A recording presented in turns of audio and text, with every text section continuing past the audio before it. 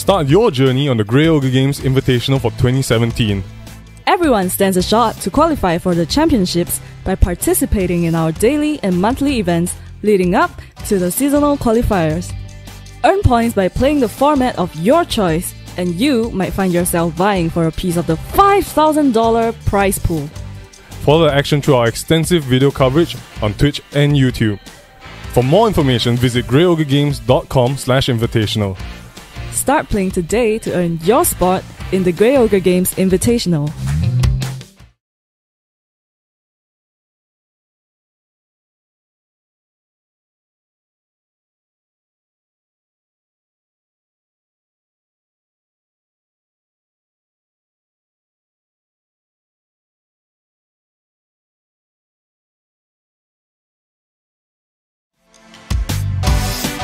Start your journey on the Grey Ogre Games Invitational for 2017.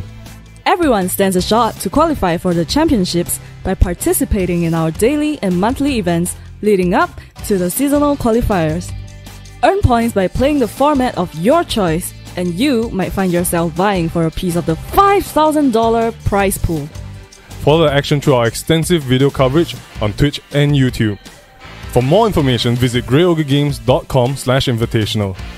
Start playing today to earn your spot in the Grey Ogre Games Invitational.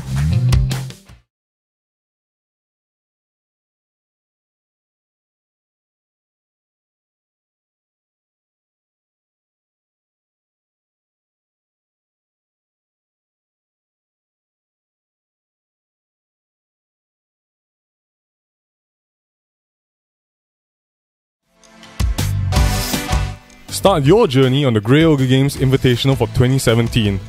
Everyone stands a shot to qualify for the championships by participating in our daily and monthly events leading up to the seasonal qualifiers. Earn points by playing the format of your choice, and you might find yourself vying for a piece of the $5,000 prize pool. Follow the action through our extensive video coverage on Twitch and YouTube. For more information, visit greyogregames.com/invitational. Start playing today to earn your spot in the Grey Ogre Games Invitational.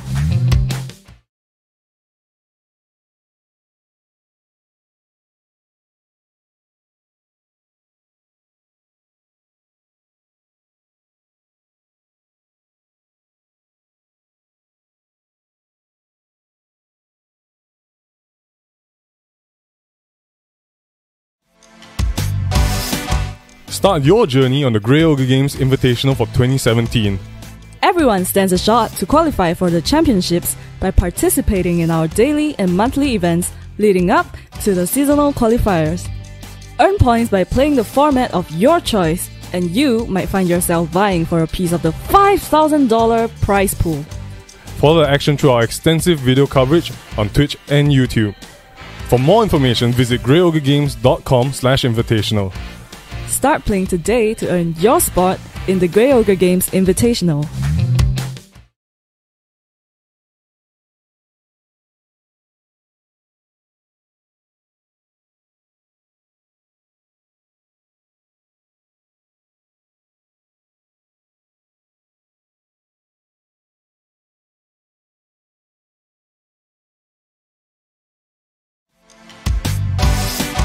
Start your journey on the Grey Ogre Games Invitational for 2017. Everyone stands a shot to qualify for the championships by participating in our daily and monthly events leading up to the seasonal qualifiers. Earn points by playing the format of your choice, and you might find yourself vying for a piece of the $5,000 prize pool. Follow the action through our extensive video coverage on Twitch and YouTube. For more information, visit greyogregames.com/invitational. Start playing today to earn your spot in the Grey Ogre Games Invitational.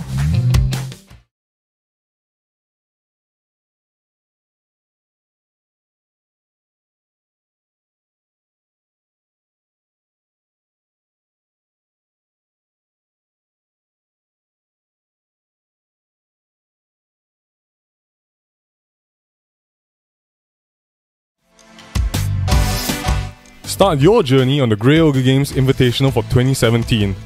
Everyone stands a shot to qualify for the championships by participating in our daily and monthly events leading up to the seasonal qualifiers. Earn points by playing the format of your choice, and you might find yourself vying for a piece of the $5,000 prize pool. Follow the action through our extensive video coverage on Twitch and YouTube. For more information, visit greyogregames.com/invitational. Start playing today to earn your spot in the Grey Ogre Games Invitational.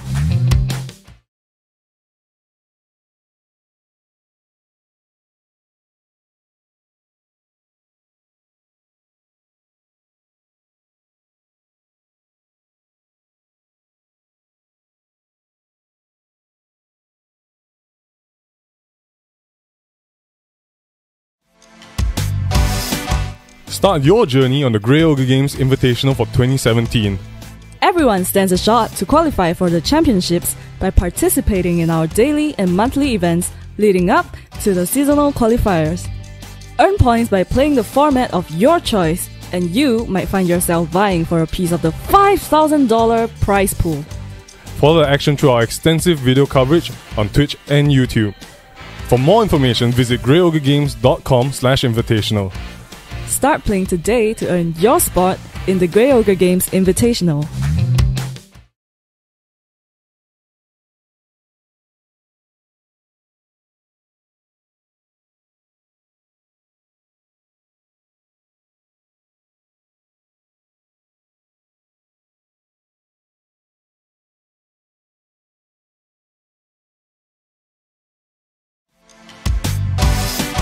Start your journey on the Grey Ogre Games Invitational for 2017. Everyone stands a shot to qualify for the championships by participating in our daily and monthly events leading up to the seasonal qualifiers. Earn points by playing the format of your choice, and you might find yourself vying for a piece of the $5,000 prize pool. Follow the action through our extensive video coverage on Twitch and YouTube. For more information, visit greyogregames.com/invitational. Start playing today to earn your spot in the Grey Ogre Games Invitational.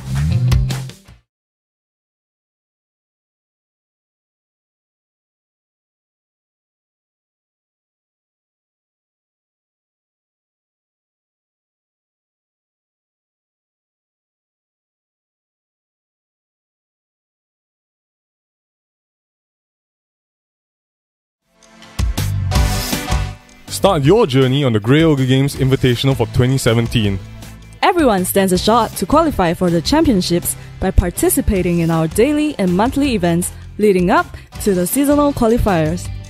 Earn points by playing the format of your choice, and you might find yourself vying for a piece of the $5,000 prize pool. Follow the action through our extensive video coverage on Twitch and YouTube. For more information, visit greyogregames.com/invitational. Start playing today to earn your spot in the Grey Ogre Games Invitational.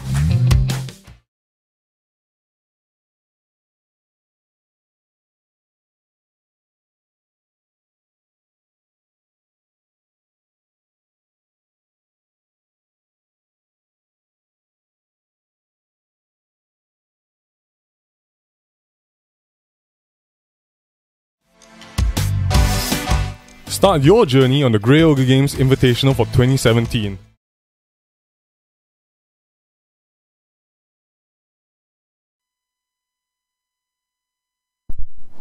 Hello everyone and welcome to our weekly modern tournament here at Grey Ogre Games. My name is Mick. I'm one of your hosts alongside the suit, Mr. James Church Molly.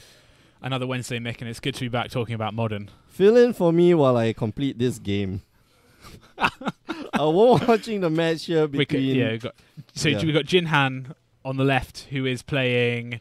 I think he's playing Grixis. I assume Grixis Death Shadow. Or Grixis Delver, maybe. Yeah, Calvin Chen on the right playing something red and white. Oh, yeah. Oh, man. Red, white, Molten Vortex. Molten Vortex. Okay, Yeah. so this is our first bring up the card, because I also don't know You what this have card no does. idea what Molten Vortex does? No idea. Molten Vortex is awesome sauce.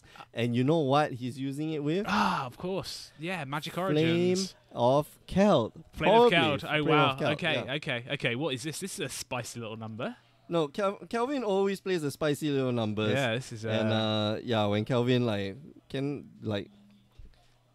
I don't know. I looked at him and was like, I don't know what you're playing, but I want to watch. I want to see. Is it less good than Burn? Almost certainly. He's playing some Burn cards, but not other Burn cards. Seems like it's not immediately as good as Burn, but that's fine. We'll see. We'll see. So we've bought a Molten Vortex, which is a red enchantment from Magic Origins, which is probably why I didn't recognize it. Yeah. Mountain, discard a land card. Molten Vortex deals 2 damage to target creature or player. So I assume he's trying to draw as many land as possible and then hilarious. just discard them. This deck will be. I think this deck will be kind of fun. Okay. Yeah, you play something like Flame of Keld. I'm guessing that's what Kelvin's playing. You play Flame of Keld. Every land that you discard with 1 red mana is going to be 6 points. 4 points of damage to the face. Hang a second. Is this if you get to the third? So Flame of Keld is the saga, which is the first one is discard your hand. The second one is draw 2 cards, and the third one is until end of turn. If a red source would deal damage, you deal 2 plus that damage. So you basically Flame of Keld, you sort of see it coming a mile away, and you sort of want to play Flame of Keld as the last card from your hand. Probably, yes. So in those cards that you draw in the intervening period, you're hoping to draw land cards, which is strange because in order for it to be the last card out of your hand, you have to play out the lands you draw. Well, maybe he's not playing Flame of Keld. Anyway, yeah. Well, we're going to find out. Some kind of weirdo he's playing Burn. Is it Burn but without the Goblin Guides and Monastery Swift Spears and Grim Lava Monsters? It seems like that. Yeah. So Field of Ruin on the Sacred Foundry, and Calvin's going to crack his Wooded Foothills as well at the same time, just to get a mountain. Does he just get a mountain? You can get. Oh, I see. He's cracking a fetch land to get a second mountain, which doesn't come into play to untap. So yeah, there we go. That's right. And then Jinhan's going to get a swamp. A beautiful unglued. Unglued. Is that foil? I think it's a foil swamp. Oh man. Man has taste. Man has taste or money or both. No, taste definitely. Taste definitely, yeah. Money, yeah. Yeah. So we can see Boros Charm. Yeah, he's a champion, man. Game day champion. Only champions get to. So we're gonna see a Boros Charm to the face from Calvin. So Jinhan already at 8 life. And in Calvin's hand, we see a Lightning Helix. Is there a Porphyros? Oh, what the hell? Is what? this the last card at the back of his hand? You think is a Porphyros? Yeah. But then I don't. But no, it's a Searing Blood. No, yeah, I was about to say Porphyros sort of needs creatures. I know. in the burn deck, which has no creatures.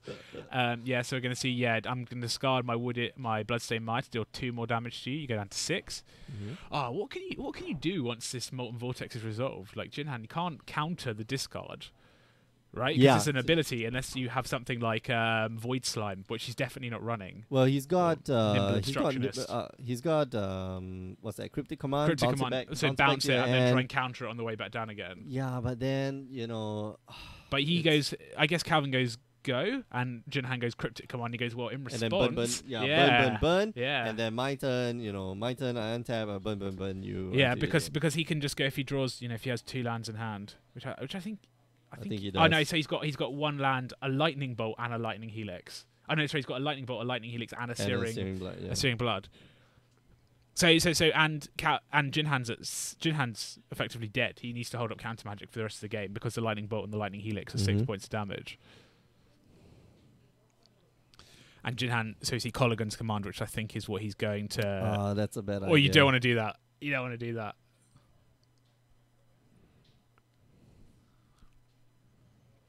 Snapcaster. Targeting Thought Scour. Wow. Himself. Yes. Wow. Calvin goes in response. Searing Blood. Oh, he's reading it. Okay. Going to Fatal Push his own Snapcaster Mage in response. And then Lightning Bolt you. Down to 3 at the end of your turn. And you're tapped out, but you get your Thought Scour, so you can mill 2 and draw a card. Right. They're going to mill another Thought Scour and a Colligan's Command, draw a card. This is not good. And Jinhan goes to turn. Yeah, okay. And Colligan's Command, you again discard a card, but then everything in Calvin's deck is gas. Yeah, wow, is that second Lightning Bolt? That's the old textless promo. Yeah. So he's got Lightning Bolt and Lightning Helix for all of the redundancy. This seems to be a losing proposition for Jinhan. He can't tap out and play anything because he dies. I can't play any cards. No, and even if so here's the thing, like even if he doesn't tap out, like Kelvin's just gonna fire it off anyway, right? Well, force him to have it. Force him to have two spells. Two counter spells essentially. And I don't think that's happening. Like Jinhan here just has to, he has to do something. Like he can't just sit back because Kelvin's just drawing. Like if he draws 2 lands, right? Yeah, he'll just discard. Yeah, he just fire it off on the Molten Vortex. So he's tapping. This looks like Colligan's command mana. I like Kelvin's deck because like all you need is like 3 or 4 mana. And then that one stupid enchantment, like, just gonna ride you to the end of the game. So there's an interesting tension. Presumably he's playing 4 Molten Vortex vortices in his deck, but he only really wants 1. So the second and like the third ones are just like, oh. So we see Calvin discarding a. No, that's not a that's a searing. Is that Searing Blaze? Texas Searing Blaze. No, so Kelvin must be thinking, okay, maybe you got a... If you got Mana League, it's okay. Alright, he's going to draw. Let's see. Monastery's to Spear. He does have Monastery's to Spear. So he's playing the creatures, okay. Yeah, I'm just going to beat you. Yeah, and if Jinhan just... if Jinhan takes it like he's dead to like any other card in... Yeah, in he's dead to a land. Right, yeah. He's dead to... He's down to 2. Sure. What are you going to do? You're going to untap. Okay, Jinhan playing a dangerous game. Oh, Terminate. Okay. Terminate's good. Terminate's right. I feel like he just wants to hit land drops, so he can have double counter. Cryptic command with the like mana leak as well, which he's got in hand. Yeah, with counter spells and such. Wow. Are we going to see Molten Vortex in all burn decks? No, I don't think so. But I think it should be in the sideboard of decks, yeah. No, so Kelvin's deck is slightly different. Yeah, I'm just going to. I'm gonna try it. Yeah, go. Yeah, that's fine. Right, so counter squall. Yeah. You take 2. Unfortunately, that's not the gain life.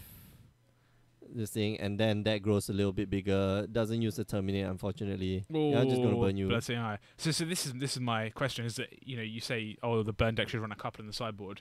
So we've seen some of the burn decks go to like Ensnaring Bridge, where they take out some of the creatures and they bring in Ensnaring Bridge. It becomes a control deck. Yeah, and it becomes a control deck. Now this Molten Vortex fits into that Ensnaring Bridge. Sort of, yeah. You're not going to get in with creatures, right? Yeah. So at that point in time, like you take out all the creatures. They just all come out, and then you go, right, well, I'm just gonna, if I draw land, I'm gonna do 2 damage to you. If I draw a spell, I'm just gonna fling it in your face, right? Yeah, and then you can't attack me because I have Ensnaring Bridge. But maybe a bit. Maybe we're just riding the wave. We're ahead of the curve. I don't know. Calvin's usually ahead of the curve. Like he was playing the mono red prison deck before anybody else was. So yeah, he kind of picks up on like weird, interesting trends. And then when it gets popular, like hipster mode, like I was playing that when it was not hipster. Cool. Yeah. Running Simian Spirit Guide. So players like Kelvin and the other Kelvin Cole, like he was running, he was playing Dredge, and he was I think one of the first few to pick up that you should be putting Simian Spirit Guides in Dredge. Okay. Right, because they accelerate you from a turn 0 play to a like turn 1 play, right? So yeah, it's stuff like this that makes you wonder, hey, these guys got something interesting to they got cards. Yeah, they know what cards do. Exactly. They know how to read the cards. So how do you feel about this matchup? Is sort of like a sort of quasi burn deck versus I think it's just a Grixis control deck. Or we see some Pyromancers in Jinhan sideboard, but it looks like a classic Grixis. I'm gonna play some like Cryptic Commands, play some Snapcasters, and then just tap you. And just beat you for maybe I'll play Creeping Tar Pit. You like the burn? I think I like the burn deck here because there's not a lot of ways for Jinhan to interact with, let's say, something like a Molten Vortex. Like you can have a lot of counter spells, but I don't think you get that many counter spells. It comes down on turn 1 as well. You put it on the table before Jinhan could do anything about it. Exactly. Fire Hydra 58 in the chat is asking, how did GOG, I'm guessing in Team GOG, do at the GP Beijing? Jinhao, how did Team GOG do? I know Chin Hao cashed out X13. X31. And Ernest Lim, he was X and 3. Ernest is X and 3. He cashed out too. Who else? Zhong Yi and Felix didn't make 82 cents. Oh, okay. They So had the rest of the team like had a lovely trip around Beijing on the Sunday. exactly. See the yeah, sights. So Or see the sites or draft. just drafted, Draft, right? yeah, no. But everybody's drafting on Sunday. So yeah. Anyway, Team GOG did pretty well. Yeah, I keep forgetting that Ernest is on the team. Because Ernest is based in UK, right? Right now? Fabian is based in UK. I keep forgetting Ernest and Fabian. The both of them. Or maybe I remember Fabian, but I forget Ernest. In the last round of the first day. Oh, that'll be fun. That's fun. Did you guys ID that round? No, we didn't. No, okay. So Showing great- off my creeping topic. and how many? Hey, I wanna play. And then No. Why don't you since we can't play, right, you take the deck and after that you show it to How about you just build show me it to people. people? Go. Yeah, just like 60 islands. 60 islands go. Yeah, everybody. Hey, open here lah. I also want to see the cards. so not only is there a 24-person modern tournament happening, we've got an impromptu Wednesday evening sealed going. Damn, I mean, everybody loves the. Everyone's loves playing the Dominaria. yeah. Seriously, like I was saying to Mick before, Mick was here at 12 o'clock on a Sunday morning. Oh yeah. 12 o'clock on a Sunday. To open my cards. to play a Dominaria draft. To open cards. Unbelievable. In the draft. I don't think but people are genuinely excited about Dominaria. People are playing loads all the time. I think the draft format is cool. Think it's right? cool. I definitely think the draft format is cool. I think it's something that we've been missing for such a long time. Blocking. Good. Good draft. Blocking, yes. Blocking's good. There's like this mechanic where you can stop their creatures attacking for no. It's crazy. It wasn't in Ixalan. It was not in Ixalan. It was like it wasn't in Kaladesh. That's not. It wasn't in Amonkhet in the first block. Yeah, definitely wasn't in Amonkhet. Yeah, blocking very much optional. But yeah, I agree. I think there's cool stuff. There's some cool cards, right? Yeah, so there's cool decks that you can build. Yeah. And even on Sunday, like I went I did okay. I did like 2-1, but I drafted what's that card that we're talking about? The one that makes all your guys 5/5s, all your artifacts 5/5s.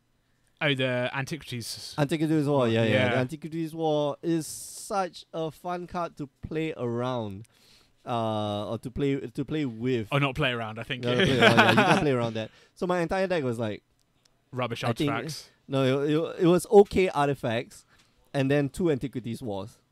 Yeah, so it's kind of fun. And a Khan, of course. Of course. So course. how many Khans have you opened in drafts now? Just 2. Okay. Just How two, many just other two. mythics Only have two. you opened in draft? None. Okay. So it's okay, only yeah. Khans. Like it's Khans or bust. No comments. I have to, no yeah. comments. Okay.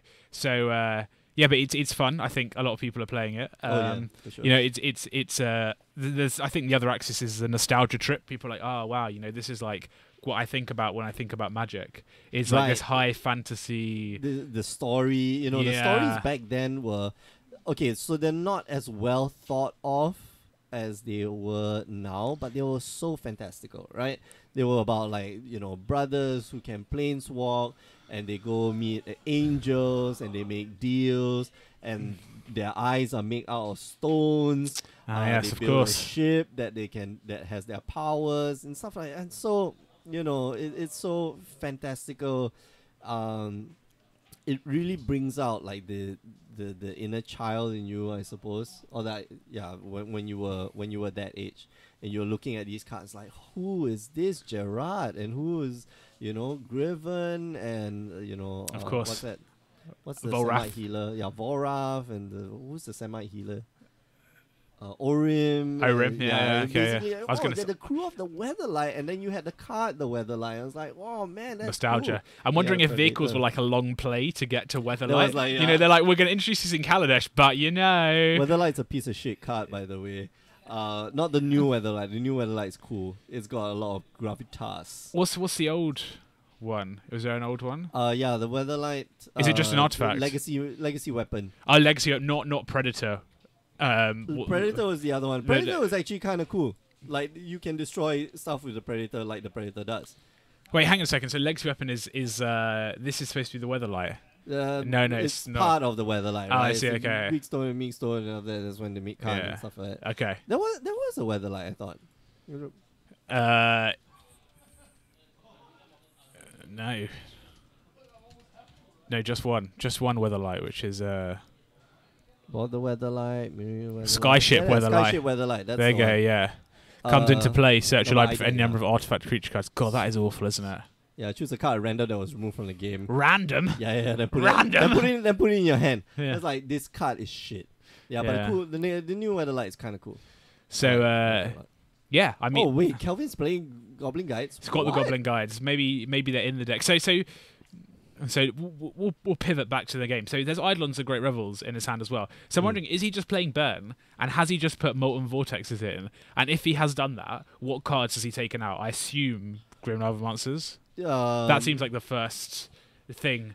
No, I wouldn't even take out the Grim Lavamances because they interact so well with the Molten Vortex, right? Because you're discarding even more cards now. Okay. And that powers your Grim Lavamancer. So that means he's taking out Burn spells, presumably because you don't take out your 4 Goblin Guides for... For sure. Like, I don't know, but that was a weird first hand that he had. And is that... What's that other card that he's shuffling between now? Don't know. Let's have a look. So it's an Eidolon and Great Revel. He's got Is that Ball Lightning? Oh my gosh. We're going deep on the Burn. Is that seriously Ball Lightning in his hand? So Jinhan has drawn 2 lands off of this Goblin Guide, which is not bad. Yeah. And we see a young Pyromancer in hand, which is... Goblin Guide, bad. Bad. Yeah? Bad Goblin. Bad Goblin Guide. Yeah, I mean, that is a risk, right? Skullcrack, Boros Charm in hand. Hand laden full of Burn. Jinhan already down to 9. So he needs to be really careful about what he's playing. Yeah, he took quite a bit of damage from his lands too. Yeah. So, Cryptic Command, like, it feels so slow right now. It does. He's just waiting for like Kelvin to fire off a spell and then like, yeah, I'm gonna Cryptic Command, bounce your guy, and then get hit in the face again for 2 damage later. I think... Oh, that's a Chandra's Phoenix. Chandra's Phoenix, so okay. 1 red for a 2/2. Alright, Yep, so we're going to say Boros Boros Charm to you. Come on, tap Counter out. spell, yeah, counter spell. Counter draw a card. bounce it back. But then he's got to be worried, right? Because, well... Yeah, next turn I'm just gonna like, I'm gonna fire all these things at you. Yeah, Jinhan, this is a bad situation. It's like a hand chock full of lands. Cards that do, you don't want. You have the young Pyromancer, but it doesn't have. You don't have spells to activate the young Pyromancer. That's tough. That's tough. Yeah. Yeah. So he's going to say counter. He's gonna draw. Can draw. What would you have done? I would bounce the Goblin yeah. Guide. Wow, inspiring vantage as well. And Jinhan has tapped because out. this turn you die. So he's going to do 2. If he has a second Boros Charm, he doesn't. He could have no. So again, attack for 2, down 7, reveal another island. Brilliant. Alright, sure, why not? And then I'm just gonna. So you just do it now while he's tapped out. Yeah, just bolt you. So he's got Lightning Bolt and Skullcrack, and then or does he suspend a Rift Bolt? So he's gonna suspend Rift Bolt. Looks like. Yeah, just gonna pass the turn. I would Skullcrack right now. Well, while he's tapped out, just do it. Yeah. Just do it. Because you gotta deal with the Rift Bolt at the beginning of my turn. Yep. Right? I'm not gonna Swamp. give you any mana, Yeah. Okay. Yeah, but he can do, like, he's got so much burn spell in hand. He does. There's so many. Yeah, Snapcaster. Jinhan losing this game. What are we going for? Collective Brutality. Okay. So how many modes? We do all of the modes, all right? the modes. We do all of the modes. Discard all your lands. Yeah. And you do all the modes. Just get rid of those islands. They look beautiful, but you should get rid of them. Yes. Yes. So discarding a Scalding Tarn and Polluted Delta. So he's gonna, in response, Skullcrack you. Skullcrack. You can't gain life this turn. Nice. Okay. So you're down to 4. Yeah, I think this is the end. So he's gonna take the Lightning Bolt, and he's gonna show him the Chandra's Phoenix, and the Eidolon of the Great Revel. Yeah, that's not gonna work. So what's He's going to got happen? enough mana for the Chandra's Chandra's Phoenix, Phoenix, right? and he's got haste. Yeah, And he's unless just there's saying, yeah, and he's going, oh, there's a fatal push in hand. oh, No fatal push. he does. Does he have a fatal push? That's the only card that will save him right now. No, and he doesn't know. He's saying no, that's it, and that's it. Stupidly And Calvin gets it. Man, he has. Would have he fit would- Hills off the top. He got lands for days. He got I mean, lands. yeah, he hit 3 land. I think we saw 3 lands off the Goblin Guide, and just all of the lands. Yeah, I'm curious what Kelvin took out for the Molten Vortex. Maybe We'll have he to took find out. lands. We'll have to find out. No, you can't go below 20 lands. I don't think. I don't know. Man. You never Can't. know. No, I don't think. From a like a. From a pro perspective. Oh, I'm not. No, I can't speak to that at all. That's not me. From a professional. Oh, did you know that there was a second? What's that? There's a second art for. That's got a Sky shiny Trooper thing on. Art. Does that mean it's for judges? Yeah. this is a Okay. judge. Do you have one of those? For what? Do you have one of those? No, I You don't. don't. No. Okay. Weren't a Looks- judge back Probably in looks plane very pretty, but in plane shift. You didn't. You weren't judging in plane shift. No, Because you must have been like 14. I don't know. No. In playing shift, I stopped playing for a while. Ah, okay. Stopped playing for quite a while. Okay. All right. We are gonna come back after the break. There's gonna be 2 more rounds of Modern, so don't go away. Remember, you can join us on the stream Tuesdays, Wednesdays, 8 p.m. Singapore time. Twitch.tv/GreyOgreGames. You miss a stream? Just head on down to our YouTube page, youtube.com/GreyOgreGames. And last but not least, do check out our website. What's our website? GreyOgreGames.com. Yeah. .com. .com. Alright, Also, .com. all social medias: Facebook, Yeah. Twitter, Instagram. Instagram. We're there. We're all there. So make sure that you like and follow and subscribe if you like what we do. And even if you don't, it helps. Please send help. All right. We're going to come back in a short while, so don't go away.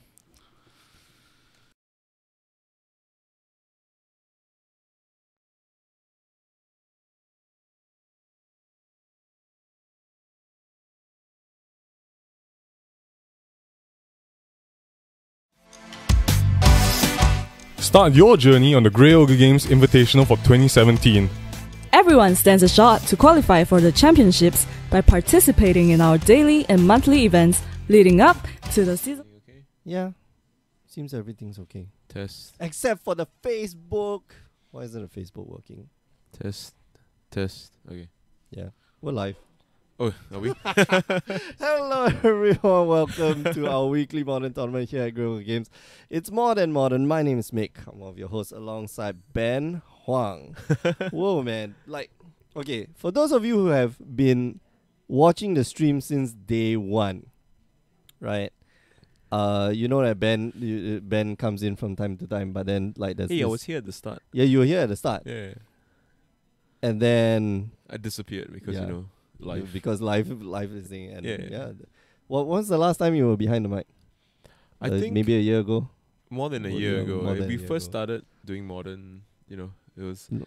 it was still a lot of like collected company. So, you know. Oh you my can goodness! think So about- yeah, okay. Think about how long ago that was. Yeah. Anyway, Yeah. see, full circle. No, not really. Well, Anyway, I mean, well, it's fun, you know. I get well, I do all the GPs for the company, right? So yeah, you're not here most of the time. I'm not here most of the time. So whenever I go to the GPs, people tell us about how much they love to stream, Oh, that's how much they awesome. want to say hi to Mick, and there's all these inside jokes that they tell me that I don't get, you know, and stuff like that.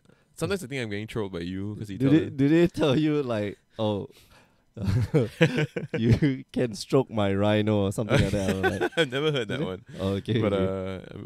I'll make sure to stay far away from anybody who says that. I know we try to sneak it in, and like people will come up to you and it's like, I can see the banana, and then I can see that once in a while. I've stopped. I mean, Yeah. like we stopped doing that because for sure. anyway, watching the match here between Dominic Yeah. and Rizaldo. So Dominic has a Black Blue Cliffs in his hand that he didn't play in turn 1 and instead chose to play a Swamp and Inquisition off that. So I'm guessing he kind of thinks his opponent is on some kind of like Blood Moon Deck, strategy. Yeah, because that's the only reason you would do that, right? Yep, and I mean, so far what he's seen is, almost reminiscent of like Blue Moon or like Blue Red Moon. Yeah, it's a lot of Grixis cards. There's a Colligan's Command. I think the Mm. first hand revealed Opt Colligan's Command and yeah. Snapcaster, Mhm. 4 lands. So yeah, but so I, yeah. you know, Grixis rarely goes into like if Oh, you that's go his hand. anywhere. That's his hand on the left. That's open. It's a remand. Right. Yeah. So I think definitely gonna fire off. Oh, okay. Just pass it Nothing- out. nothing in Right, his he's hand, got nothing yeah. in hand. So Right. pretty. I think it's pretty. I mean, it's hard to pass up a hand with turn 1 disruption, right? Yeah. I don't As know. a You junk know, player. turn 1 disruption. I don't know. Did he just draw the Bloodbraid Elf? I think he did, right? Yeah, I think he had the blood break off. Even if he didn't just draw it, I think it's it matches Cool. up pretty well against Remand because you get Yes. at least 2 shots at something, resolving something this turn. The only concern is that you hit something that isn't that has no targets, right? Like an Abrupt Decay or Oh yeah. or like a Maelstrom Pulse. And you feel kind of silly. So usually you want to play into the board a little bit. Yeah, I wouldn't be surprised if he plays the Bloodbraid here, but if I was him, maybe I'd wait for like a search for his Canter or something. But you gotta get some pressure going, so might as well. Yeah. So Oh, that's a very That's cute a looking very forest. nice looking Yeah, forest. yeah. Yeah. That's a nice thing about Modern, right? Like you look at Dominic's altars, you look at Rizaldo's or your Yeah. Rizaldo's. No, Rizaldo's deck. So we've seen Rizaldo's deck. And like my Yeah. only gripe is that, you know, I've seen this one a lot of times. Oh, which yeah? is the Polluted Delta. That's the complaint. Yeah, that's the Polluted Delta is not a masterpiece. Right, so you see this is the Mhm. Colligan's command that isn't as good because there's it's not There's as nothing developed. on the board. Yeah. But I mean, without any pressure in Dominic's hand, he had no way to kind of force the action Mm. before that. Yeah. So yeah, I'm this, gonna this is, at yeah, best is gonna be like a shoot you for 2. yeah, Make you it's discard make card. you discard a card, right? Yeah, there's nothing in Dominic's graveyard as yet, so Mhm. it's not like he can get back, you know, another Yeah. Tasigur or So I something think like that. And strangely enough, on both the cards, you'd be okay just letting him resolve it. You probably wouldn't want to play the remand. Did you? Oh yeah. Yeah, because Yeah, he can just for ditch sure. the land that he has in his hand. Well, you definitely don't want to remind the Bloodbraid Elf. Yeah, So- yeah, that's not a good idea. Okay. So yeah. Why, man? This has happened a few times. Like our chat has like gone Oh, I don't know. Maybe like blank, Blank. absolutely blank. Yeah. So is it because of this? Let me see. So he is bought for the Bloodbraid Elf. So he's not even gonna. Rizaldo's under absolutely no pressure at all. Presumably has an answer for the Raging Ravine that's gonna probably come at him again next turn. If it's a Raging Ravine in the form of if it's an answer in the form of a Snapcaster Mage, then things just get worse. Well, I don't. That's the thing. Like Rizaldo's graveyard is kind of full right now. And full of probably full of good stuff. Mm-hmm. Man, So go let me for a just- throw. Let me This. just verify. It's Steam Vents, Watery Grave, Spire Bluff, Canal, Blood Crypt, right? Yeah. Okay. Yeah. No. And there are multiples. No, so yeah, you haven't seen the full extent of this deck, right? It's like that. There's more than one Steam Vent, and they're all different? no, they're all expeditions. all Okay, expeditions. okay. Which is why like that particular Polluted Delta, I've only noticed that there's only one Polluted Delta. Okay. So this is And, Scoos, happy which is with not it. bad because he can. Yeah, he can stop like a Snapcaster Yeah, Mage. but I think just gonna play the remand because that means That's that okay. it locks up Dominic's mana if Yep. he chooses to replay it, and then he can just Snapcaster freely should he choose to do so, or he doesn't really have to bother. Yeah, if Rizaldo has another counter spell, that'll be good, but it doesn't really matter. I don't think it like, matters. he can- Yeah. He can just probably let it go, lightning bolt, something to that effect. This is alright, but this is also risky because it means that okay, doesn't fatal it's kind of moot. But if I was Rizaldo, if I was Dominic, I'd probably laid the stomping ground, just to make sure there's no possibility of when you crack your fetch that he plays a Snapcaster in response, so Right. that he can play spells out of his graveyard. Yeah. It's just tighter play. Assuming that you're gonna fetch, especially since it's a Bloodstained Maya, so you can't search for forest to activate it without shocking yourself. Right. So you might as well just shock yourself. You might as well right? just shock yourself, right? And then do the tap land play the turn after that. Yeah. But maybe he's just, he had the read and he just figured that It's like, Rizaldo, like, his if guy you, is you let not me lo- resolve a spell, Yeah. or this is probably dead. it's probably gonna die. What's he gonna eat? Just gonna though? eat, yeah. Probably the opt. Oh, the Oh, yeah, wow, of course, okay. Keiko, Kologan's Command is a good. Good. Colligan's thing to Command is a decent choice there. That's a tapped Overgrown Tomb. Man, not a lot of pressure from the Jan player. You know, he really That's didn't manage to unfortunate. capitalize on that that opening discard spell. And then again, like he's got 6 lands. He's got Mhm. 5 lands on the battlefield and 1 in hand. So it's quite an unfortunate draw. No bobs, no. Oh, this is a Delver deck. Oh yeah. Holy. Yeah, it's the Delver deck. I did not expect that. So I mean, he's got options here. He can Inquisition to clear the way, and then attack then- with the Raging Ravine if he wants to put pressure on his opponent. Mm-hmm. As it stands, his clock currently beats Rizaldo's. All right, so Yeah. looks like he agrees with you. Inquisition, you first. I think no matter what your line is this turn, you would Inquisition. start with yeah, Inquisition, you start right? Inquisition, right? Because the spell gets worse and worse as well, right?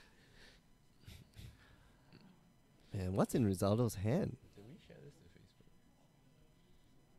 to Facebook? No. Well, I'm trying to get the Facebook thing up. So I think Oh. in between rounds I'll just like Oh sure. Okay, restart okay. the stream, Yeah, and yeah, yeah. just so that we can get it on Facebook. Yeah. But I feel that's the weird thing about one. yeah. Maybe our efforts are best. No, it's okay. Like that's this you. is Oh for the yeah, that's VOD like. number one. Like people watch. I'm surprised at how many people actually go back to watch Our the YouTube videos. the YouTube Oh, videos. that's cool. We're also actually streaming on YouTube as well. Okay. So it's broadcasting out to a lot of different places. Just at Facebook.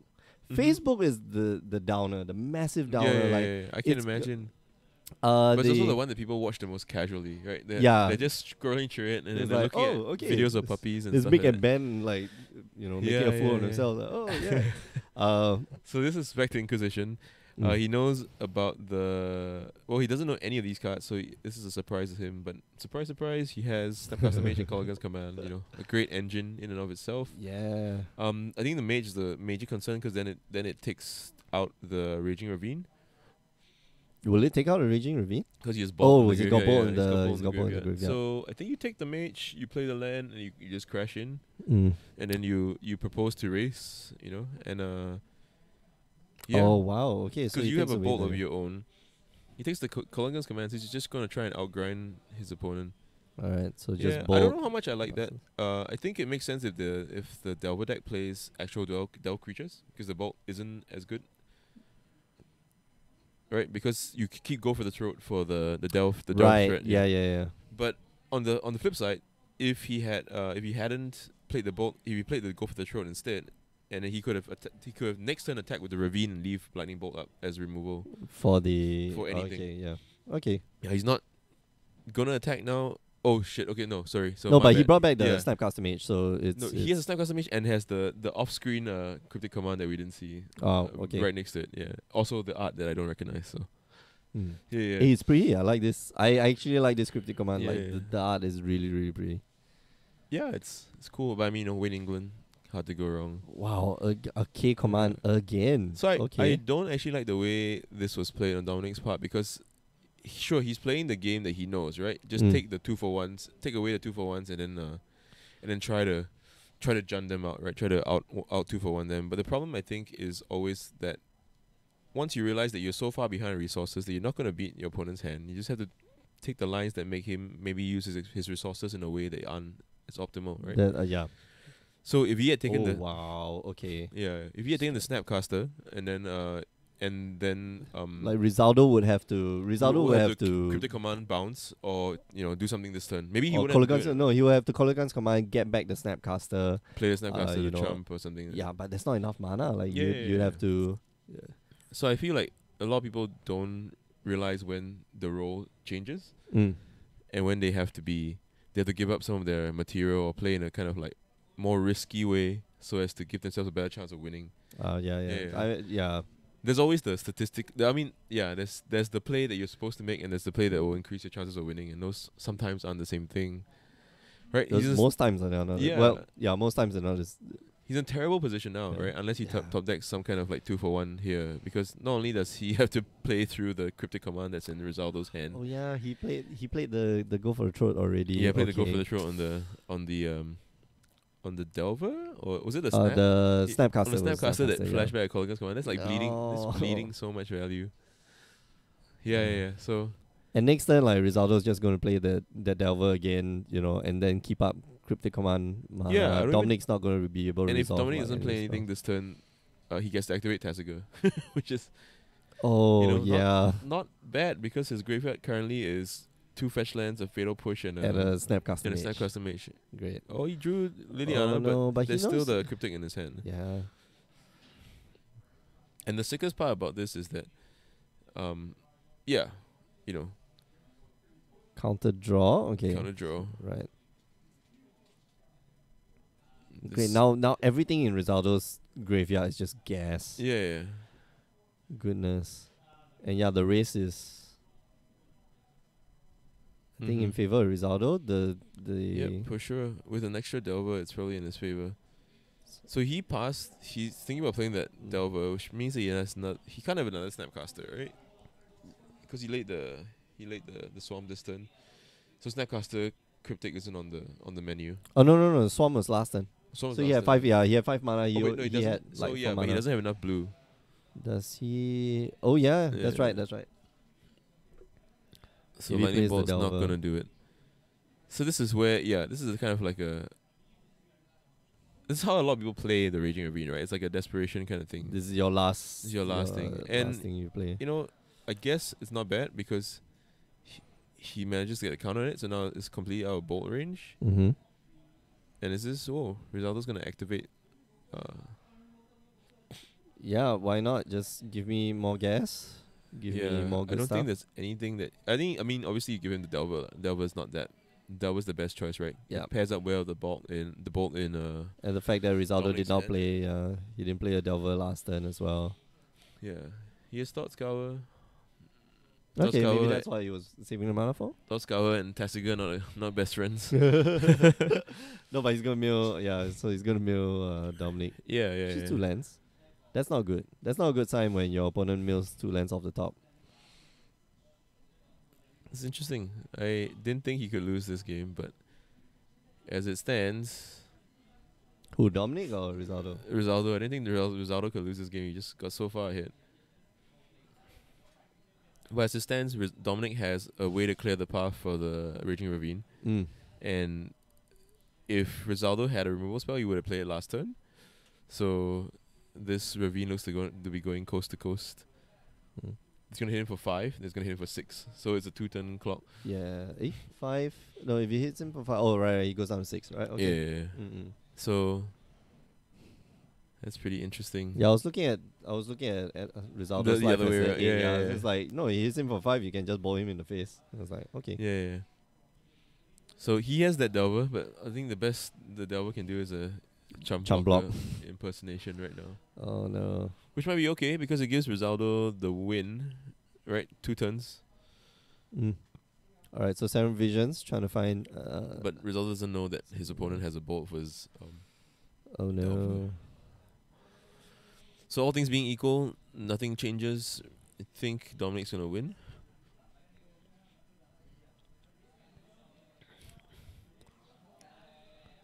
Well, he plays 1 Delver. He might as well play the other, yeah. Oh, So he okay. might as well play so the he's got 2 second Delver. Delvers.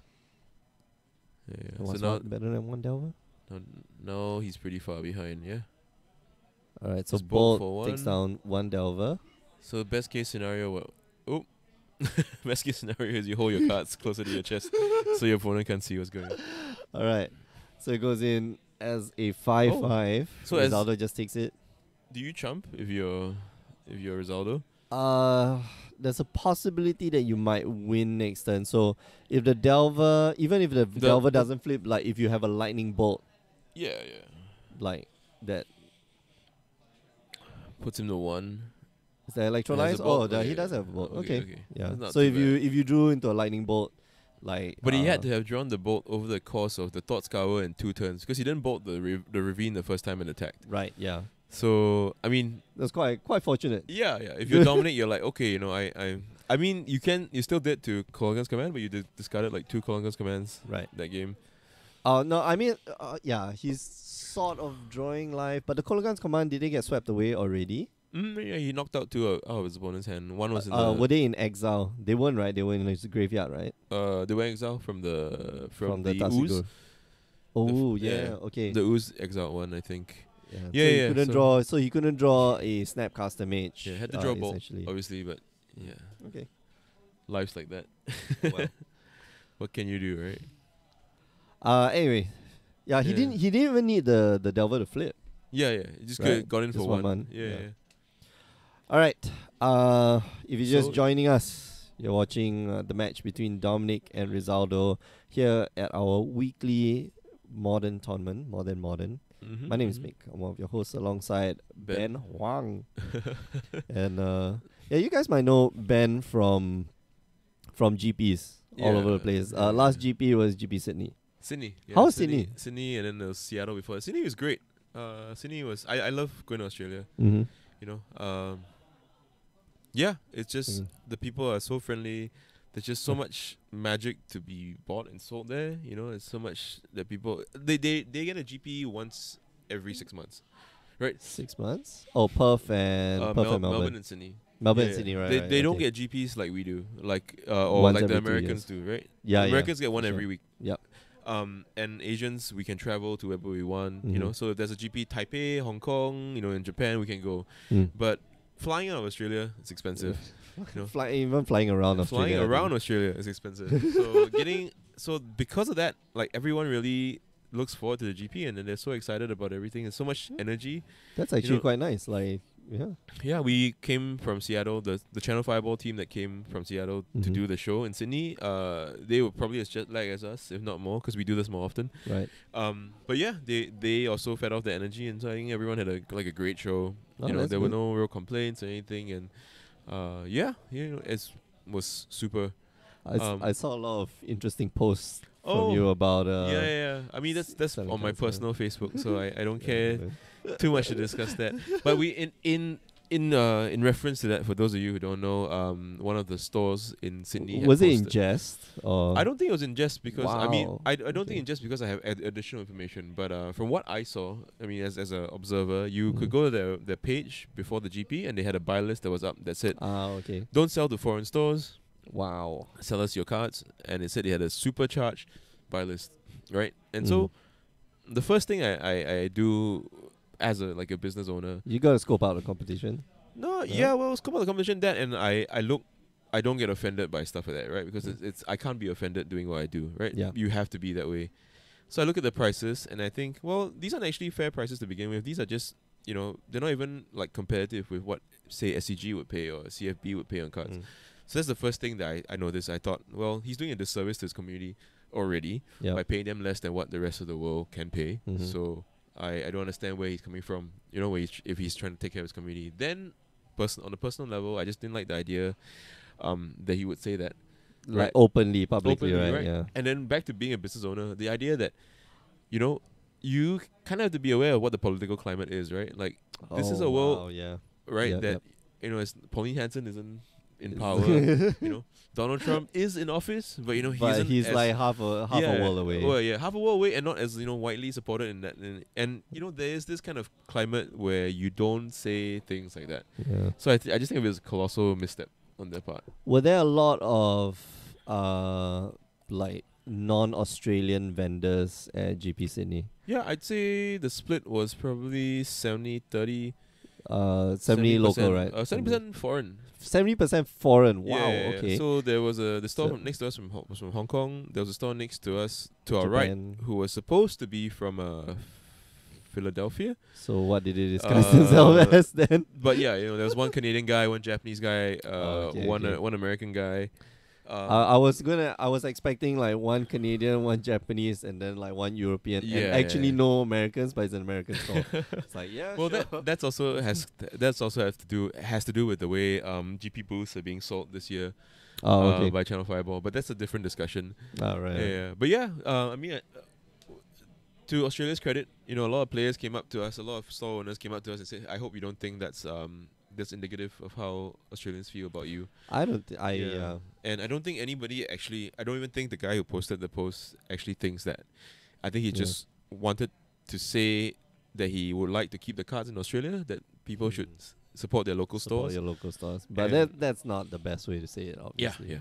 Yeah. So, anyway, that was Sydney. It was great. I had a lot of fun. How are your two new assistants? That's I don't think of them as assistants. I think of them as colleagues. your colleagues. You know? Okay, Yeah. so your two new colleagues. Despite us owning this- the business, and This is the first time they were yeah. GP abroad. No, Yeah. were they? They were with you us at- in Singapore. They didn't Okay. go to Seattle, so they flew up from Singapore to meet us for the GP. How awesome is it to have extra hands? It was great, At a you know. GP. And they were more rested than we were, obviously, because we flew 15 hours from LAX. Oh man. Yeah, but yeah, I think it's fun. I don't think of them as so we own the business, but I don't think of them as anything other than colleagues. I think everyone works together, Mhm. and I mean, the more credit to Australia. I thought that we would have to be a little bit more protective because they are obviously of a different gender than the usual Magic populace. Oh yeah. Okay. But turns out Australians are the loveliest people ever, so we had no problems at all. I think the closest thing to a problem we had was someone was trying to ask for a discount, and I made a judgment that it was only because he was talking to a person who was smaller size, more diminutive than he was. Right. And then so I stepped in and said the prices are firm. You know, if you like to purchase, then you know this is the price. Right. But other than that, yeah, it was great. I think we're missing out a lot. Yeah, out I of know. this game. Turn to Dominic Bob is good. Yeah, Thunder Bob got met by Fatal Push though. Yeah. But I think Dominic's taking the really grindy approach to this game by bringing in the Fulminator mages. I know, like I What don't. do you think of that, mate? So one thing is that Rizaldo is playing a 3-color deck, right? Like Sure, he needs sure, his triple blue. Like you saw the Cryptic Command last game. He needs his triple blue. Mm-hmm. If you can starve him of a little bit of blue mana, it's fine. But Rizaldo goes through his deck so quickly. Yeah. You know, he's got a bit of recursion and Yeah. Rizaldo's game plan looks like it's slightly different. He's trying to go wider with the young Pyromancer. I don't know if he starts the Pyromancers, but definitely a good sideboard option given that if your opponent's trying to, you know, trade for value, one for one with you, then, you know, going wide, having some extra tokens might make the difference. I just don't understand the Fulminator Mage against a deck that has, you know, a very low mana cost to begin with, a very low curve to begin with. So Especially the only justification I can give is like I gotta keep you off Cryptic Command, but I don't think Cryptic Command's like your biggest, like the biggest problem you're gonna be facing. This is right? Spell Snare? Oh, this is Bolt. Oh wow! So he's He gonna did- bolt his didn't? opponent to the face. Wait, didn't Rizaldo peel off a Spell Snare off the top? I think that's the previous game. That's the spell that flipped his Delver. Right. So that's not bad from Dominic's part, right? He knows that if his opponent has bolt because he left red open, blue red open, Mm-hmm. that go for the throw is gonna force the action, right? Because he's gonna be kind of like trying to get the extra 1/1 token, and as a result, his Bob is gonna be able to survive at least. Yeah, It's pretty bad if he has a Colligan's command at this point, right? Because it kills Bob, Oh, takes back man. the young Pyromancer, and starts a whole chain. And as we can tell, Dominic's hand is quite reactive. It's just two Maelstrom pulses. two Maelstrom pulses with no like raging ravines or anything. Well, they're good against the tokens, I suppose. Yeah, they're good against but, the tokens, but you know, yeah, there we go. Colligan's command. Wow. He's gonna take back young Pyromancer. Oh he's no, it's discard gonna a make you card discard a card. That's interesting. in another Well, another yeah. twist to this game. Twist. I was very surprised. I thought he would just take the young Pyromancer back. Yeah, it's possible. Maybe he was Well, worried we can't see Rizaldo's hand, but it's possible Yeah. that Rizaldo just has just more Oh, gas. Here's the Blood Moon. Blood Moon. Okay, Which makes the Fulminator Mage Fulminator a even bit more more silly, right? interesting. But yeah. Well, yeah, and then you can't get rid of his basic. So the new ruling for Blood Mage.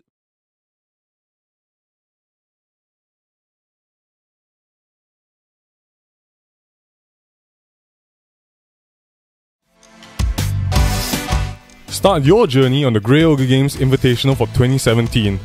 Everyone stands a shot to qualify for the championships by participating in our daily and monthly events leading up to the seasonal qualifiers.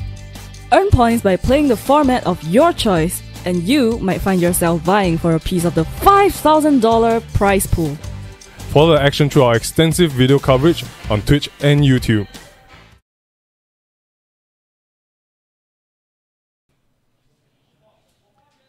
Hello everyone and welcome back to round 2 of our weekly modern tournament here at Grey Ogre Games. My name is Mick, I'm one of your hosts alongside the suit, Mr. James Church Morley.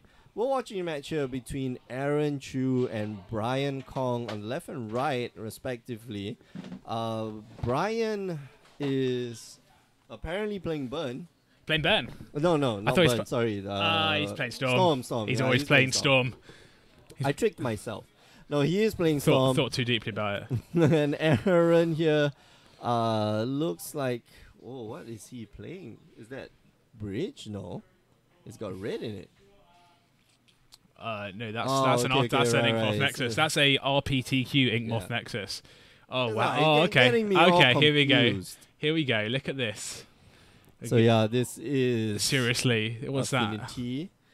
And that's a very pimped out Affinity. So what it was? So is that Mox Opal? The masterpiece. Yeah. So the masterpiece is a Mox Opal. That's a Signal Pass. All these are all alternate arts. The good stuff. The good stuff. Only the best. So you're gonna see Brian sleight of hand. And look at that, like he's got the SCG open. This playmat looks really sweet.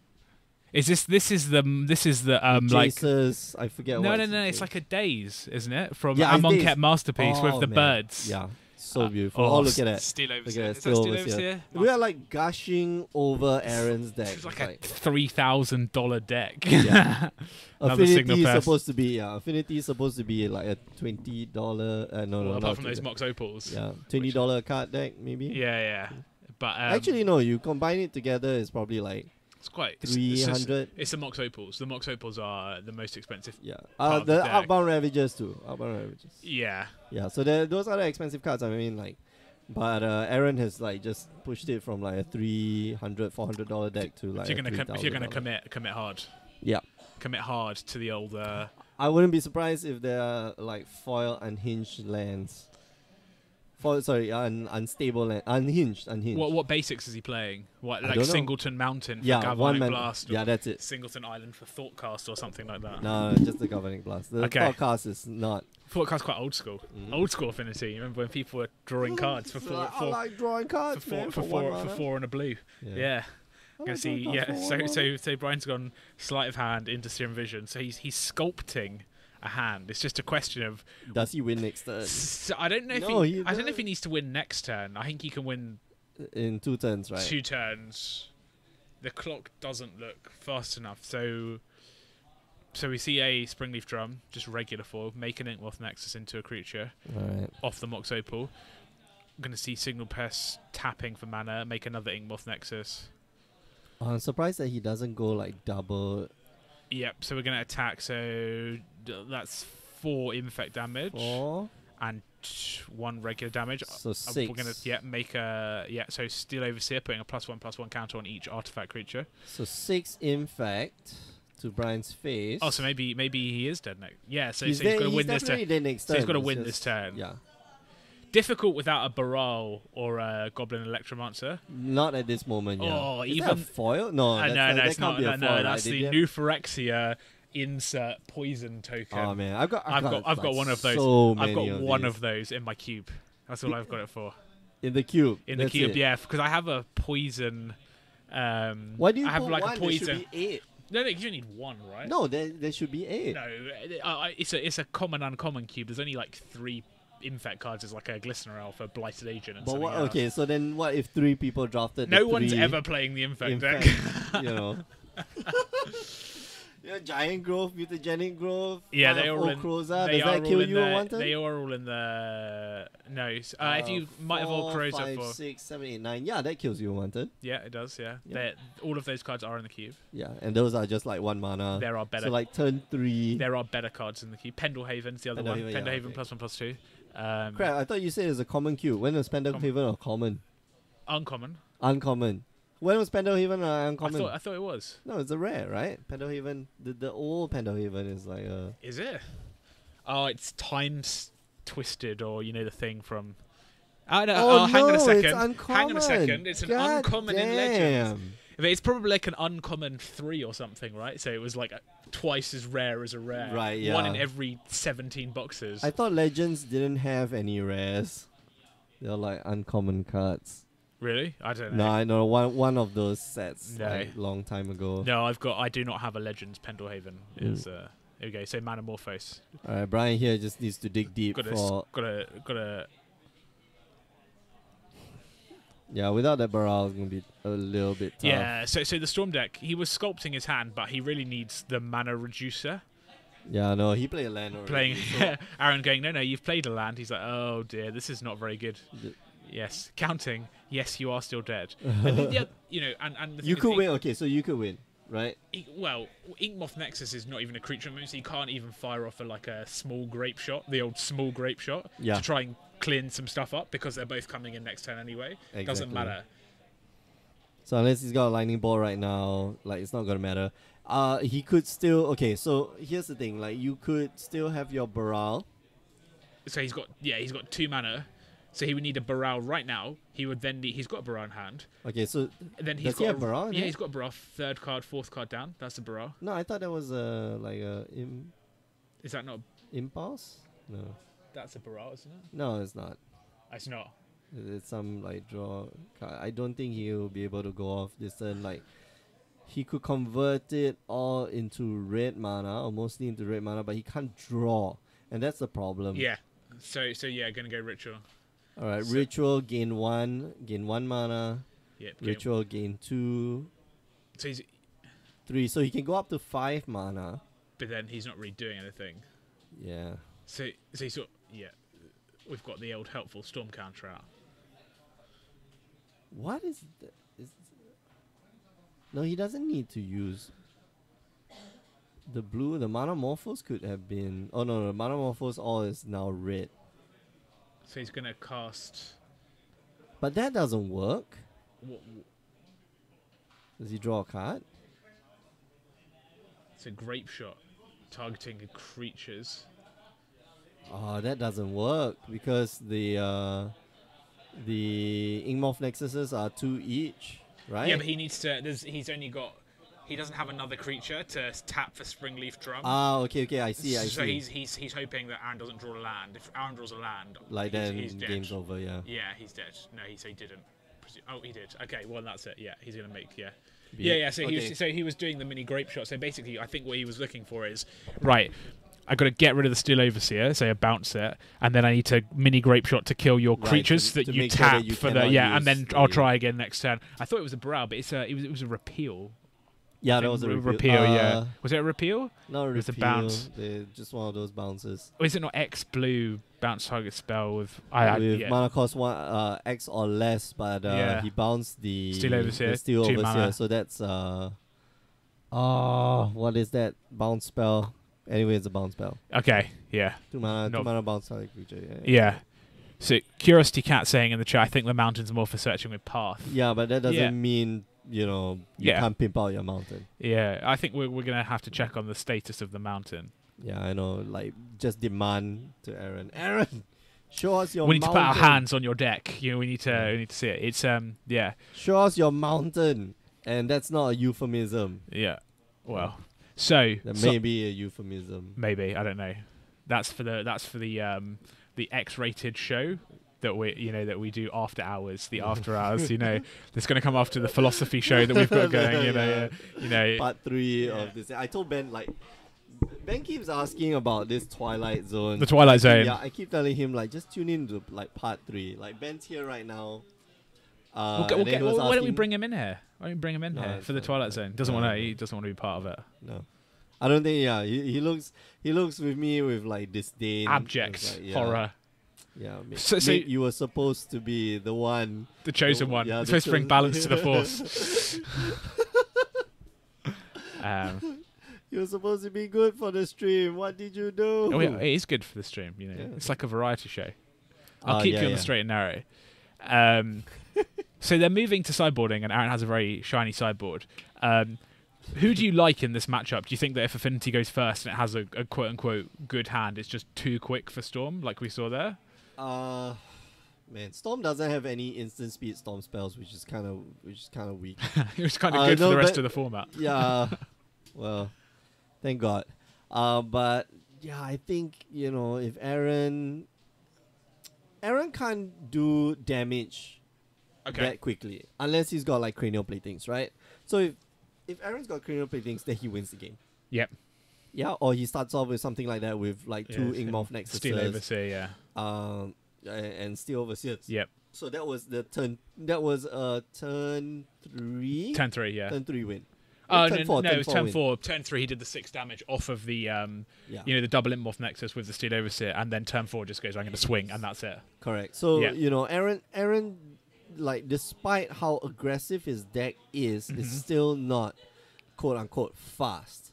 Brian's deck is fast. Turn 3, you can go off and win the game, right? Yeah, And it doesn't even have to be like a good hand. It can be like with a okay hand, but it has ritual. It has Baral, it has ritual, and it has what's the gifts ungiven. That's the only cards you need. So that's the caveat as well to the Storm deck is these Storm decks are really good if they have a Baral or an Electromancer. If they gifts ungiven, if right? they don't have those things. Then that's just the hand that you need to ship. Yeah, that's not a hand you need to, and the problem, we talk about the combo deck. So the problem is you don't want to sideboard in too many cards because every card you sideboard in sort of takes away the density from your combo. Yeah. Every card that Brian brings in, and we saw Brian going pretty deep, right? Like all the cards laid out, but for every one of those cards that he brings in, that's a card that's taking him away from his game plan. Correct. So what's he gonna take out? What did you take out? Sleight of hand? Did you take out Serum Visions? Okay, so Probably I remember there was a conversation on the Power 9 podcast where we talked about this, like how to sideboard and stuff like that. When it comes to combo decks, like me and Cass, like we came to a consensus. I think like 7 cards is the maximum you can take out. Like 5 cards is already like 5 cards that you're replacing that do not interact with your combo becomes very, very tough. Brian probably is, you can have sideboard cards that still feed into your main game plan, like Empty the Warrens, right? When you're playing against what's that? Control, right? You're playing against Control, they'll take out all their Supreme Verdicts, right? Yeah, and they'll take out their Supreme Verdicts. They'll still keep their powers to deal with barrels and stuff. Yep. So some cards actually, when you put it back in, it still goes with your game plan. It's just that, it's a bit slower, it's a bit bigger, bigger spells. But against like aggressive decks, you have to play. I guess you have to, push down your curve a little bit. Yeah, but that's mess up with your combo. Yeah. I think, 7 cards. 7 cards is really like 2 cards. A lot, much. right? Yes, A lot. 2 cards too much. Yeah. 5 cards is probably where you're kind of comfortable. Like you're gonna see maybe one of your one of the sideboard cards, right? Yeah. Which I think you can be quite happy Yeah. with. And so Rough Figure Sketch. and here we go. So we see Aaron looking at hand with Spire of Industry, Blinkmoth Nexus, couple of Steel Overseers. Not bad at hand. Yeah. Solid hand. Affinity is like a chunk deck, right? It does damage in these big chunks. It'll do like, I'm going to do, 8 to you with Cranial Plating, and then I'm going to do, 10 to you with Cranial Plating next turn because I've played 2 more artifacts. Like that's how I envision the Infect deck. With one threat, right? Yeah, and you have to sort of take it off of those chunks, as it were. And that's sometimes removing like a Cranial Plating or removing the creature that they're trying to use to gain the chunk damage. So it's interesting to see how it plays out against the Storm deck, which is sort of an all-in-one deck, right? It's not going to kill you by grape shotting you 3 turns in a row. It's going to kill you by doing one time. One time I cast grape shot. Yeah. Wow, that was. Here we go. So Serum Visions into Serum Visions into Serum Visions. Or triple Serum Visions. And Brian has a Baral in hand. Okay, but does he have? Oh, okay. So Electromancer. I don't think you want to keep the Electromancer. I don't think those 2 spells belong on the top. No, and there's a Lightning Bolt as well, which is obviously one of the sideboard cards he's brought in against Aaron. Pretty good sideboard card, I think. Well, triple. Steel Overseer. So Steel Overseer number 1 coming to the battlefield. It feels like Aaron's hand is too slow. Yeah. He's got all of the pump, none of the, I want to say sizzle, right? You know, he's got all of, but the things that's doing the damage. All are the still, problem, but not you know, in the yeah, circumstance. but you know, the Steel Overseers themselves are not doing that much damage. They require other friends to play with, Yep. right? So they require, you know, Inkmoth Nexus. Ooh, We have wow, ourselves. okay, so we see one of Aaron's sideboard cards there, and it's what you call it, What is it? Damping Sphere. Okay, here we go. All right, so Damping Sphere. First time I on see, yeah. first time on stream for Damping Sphere. Foil Damping Sphere. Of course, too. of course. Why not? It's probably Japanese as well, Yeah. or Russian. For a Russian Damping Oh, Sphere. Brian's Brian's reading this going, crap. Oh man. Oh man. I can no longer play Magic. Aurora in the chat. Aurora saying, saying, whoever has more foils has a better chance of winning. Yeah, of course. Statistically correct. Yeah. And your deck bends consistently as well. Yeah, right? You know, exactly. yeah. So like Steel Overseer says like Lightning Bolt on one Steel Overseer, which is going to tap in response to put a +1/+1 Steel counter. Overseer says tap put 1.5 counters on each each artifact creature you control. So Brian looks like he has a great hand if he didn't have a Damping Sphere. Yeah. Well, he's got Baral, so like that second spell costs normal, and I think that's where you want to stop. But then how are you winning? I don't know. That's a very good question. I hope Brian bought in the abrades from the start. well, okay. So you wonder if Brian have artifact hate, because if he has artifact hate, it has to be pointed at the Damping Sphere. Oh, if he God. just bought in the lightning bolts to attack, you know, I'm gonna kill. You're gonna put your cranial plating on a signal pest or something. Right. I'm gonna lightning bolt it. Well, I think Brian that you're out of luck here, unfortunately, because you're gonna have a bad time. Etch Champion. Oh no, Edge Champion. Edge can't Champion attack. cannot attack. It does not have Can't attack. haste. Yeah, no Yeah. haste. But it can block. And it has protection from all of the things. Mm-hmm. All of the things. All of the things, yeah. Down to 15. Down to 14. Steel Overseer. Yep. Doing some work. Brian, end of turn is going to opt. Mm. He's Yeah, man, that doesn't like that. I want to see. I really am very curious to see like how Damping Sphere is working, because now Brian has like a second mana reduction, which means that he can cast his third spell costs normal to cast. But right? you still, but the Storm deck needs to cast like Yeah, a million spells. all I know, of the but, spells, you know, right?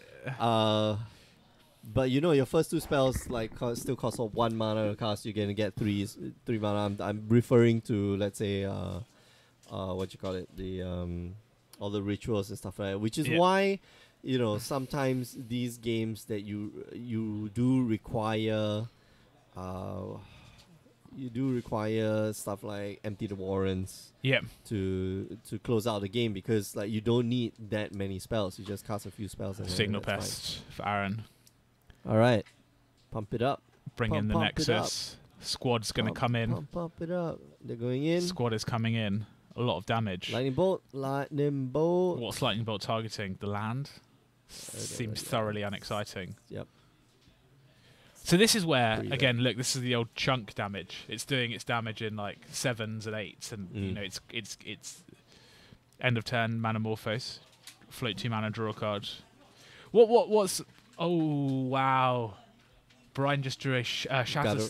Guttural response. No, that's not a guttural response, is it? That's a Is that Shadow Sphere? shattering spree. So red destroy target artifact, and red has got replicate from Dissension. Yeah. Oh. So this is how. This is what he's drawn. Yeah. This is how he's gonna get back in the game. The question is, what do you kill? All of them. You have to kill, you gotta kill like. Okay, so 1, 2, 3, 4. So you kill the Damping Sphere, right? And then you kill the Steel Overseer. You can't kill the Etch Champion because it has protection from everything. So I think you just kill 4. Oh no, you need to kill 5. You need to kill the Mox Opal so that the Steel Overseer remains like a 4/4 without. Oh no. No, that doesn't work. He's got 2 Dark Steel Citadels. Yeah, so the Steel Overseer is going to be a pain in the ass. Yeah, anyway. the Steel Overseer has to stay there, so he's just counting. But I think the Damping Sphere goes. But it means he has to use his turn to cast this spell because it needs 4 red mana. And then Aaron's going to attack in with the Nexus and the Steel Overseer. Can't block the Steel Overseer. Can. Oh, he's not. Okay, okay. All right, so just get rid of the Different. So, Daphne so he's trying to win this turn. I wouldn't have done that. I would have cast like a ramp spell, but yeah, it's gone now, so it doesn't matter. I guess he dies. He probably thinks I die to cranial plating, right? Yeah, for sure. Off the top. You die- Even if I kill the damping sphere, the signal pest, No, the he's mox dead on board. opal. Yeah, but if he did the pay 4 red to kill 4 of your artifacts, he's not dead on board. No, Oh no, he can't get rid of the Involve Nexus. Oh no, yeah, sorry, yeah. So he has to go for it. So here we go. Yep, Manamorphose. All right, draw a card. So let's I mean, see. he's past in flames. There Okay, we so go. Past in Flames is good. Past in Flames is good. He will recur all his spells.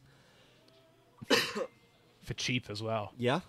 I like this. I think he's got a good shot of going. Oh, off wait. with Why the- is he paying? Why is he paying mana?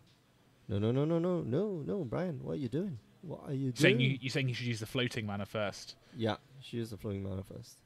Why is he taking? Oh, okay. All right. So that's 3 storm count, right? 1, 2. So we've seen a shattering spree, a Manamorphose into a past in flames. Serum visions. All right. So Serum Visions. So this is spell number 4. Yep. Counting just- draw. Yep. Scry 2. Gifts ungiven. Yeah, one on the top, one on the bottom, right? You don't need both. You don't need both. He does need both gifts ungiven. Well, it doesn't matter because the first gifts ungiven. Yeah, the first gives given ungiven just shuffles it. Yeah. gets you the game. Yep. All right. Manamorphose. Manamorphose. Gonna Make- convert that into blue mana. Yep. Draw. Draw my gifts ungiven. All right. Cast my gifts for So- 2 mana. So what's he going for with gifts here? Just the normal gifts package. Okay. Right. Two ramp spells. 2 rituals. Manamorphose, great shot, or 2 rituals. 2 rituals. Manamorphose, great shot. That's it. There it is. Because he doesn't need a passing flames. Passing flames. Passing there flames already in the I graveyard. don't think Aaron, unless Aaron's like trolling and is like he's got the I don't know, summary dismissal in hand. If I think only. it's a- If only. Yeah. It's double blue, man. It is double blue. You're right. Double blue. He's got the what's that? What's that card? The one that you can logic knot. Yeah. Logic, yeah. I mean, No, pretty if useless he had- though yeah, at this it's point. pretty So bad. he's giving him a Noxious Revival and a Ritual. Oh, that's such a Manamorphose. weird. Yeah, that's such a weird card. Noxious Revival. Yeah, to bring up. I think Put you it know, on top of just the deck, double right? ritual. Yeah, Just like the double Ritual. definitely prefer like double ritual, Manamorphose. You know, props to Aaron for sitting there making him play it out. You might not storm off. No, I think he with will storm. two mana reducers and Past in Flames with that graveyard, he's definitely going off, right? It's definitely happening. Alright, so put what on top of the deck? Alright, Grape Shot. Is he not thinking about using the Past in Flames? Alright, Manamorphose. Yeah, Manamorphose make 2 mana. Yep, more blue mana. All of the blue. Draw a Grape Okay. Shot. May as well play with his hand on the table now, like, you know. Grape Yeah, Shot Grape you. Shot you for 20. Grape Shot you, Past in Flames, Grape Shot you. Yeah, and I think he's saying as much. Past in Flames. Again, Grape Shot you. Aaron saying they're going, that's also fine. Okay, I guess. That works. Grape Shot you.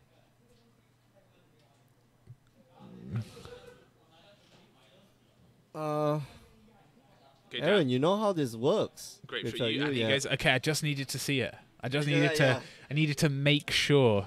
This is not an infinite combo. I need you to demonstrate the entire line. Yeah, Thank you. I like it. Making him play it out. Thank you, yeah.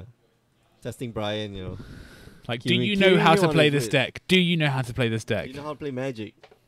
Probably. Probably, maybe. Probably. It's definitely a maybe. Um, Judging from what just happened. well, Brian judging from definitely his knows deck how to- choice, he definitely knows how to play a certain style of Magic. Oh, for sure. Maybe, I'm maybe, maybe doesn't know how to use creatures and combat tricks, but he knows how to like play by himself. Yeah, exactly. And, yeah. I can cast see sleight of the hand. lines. You know, somebody who really likes to play by himself.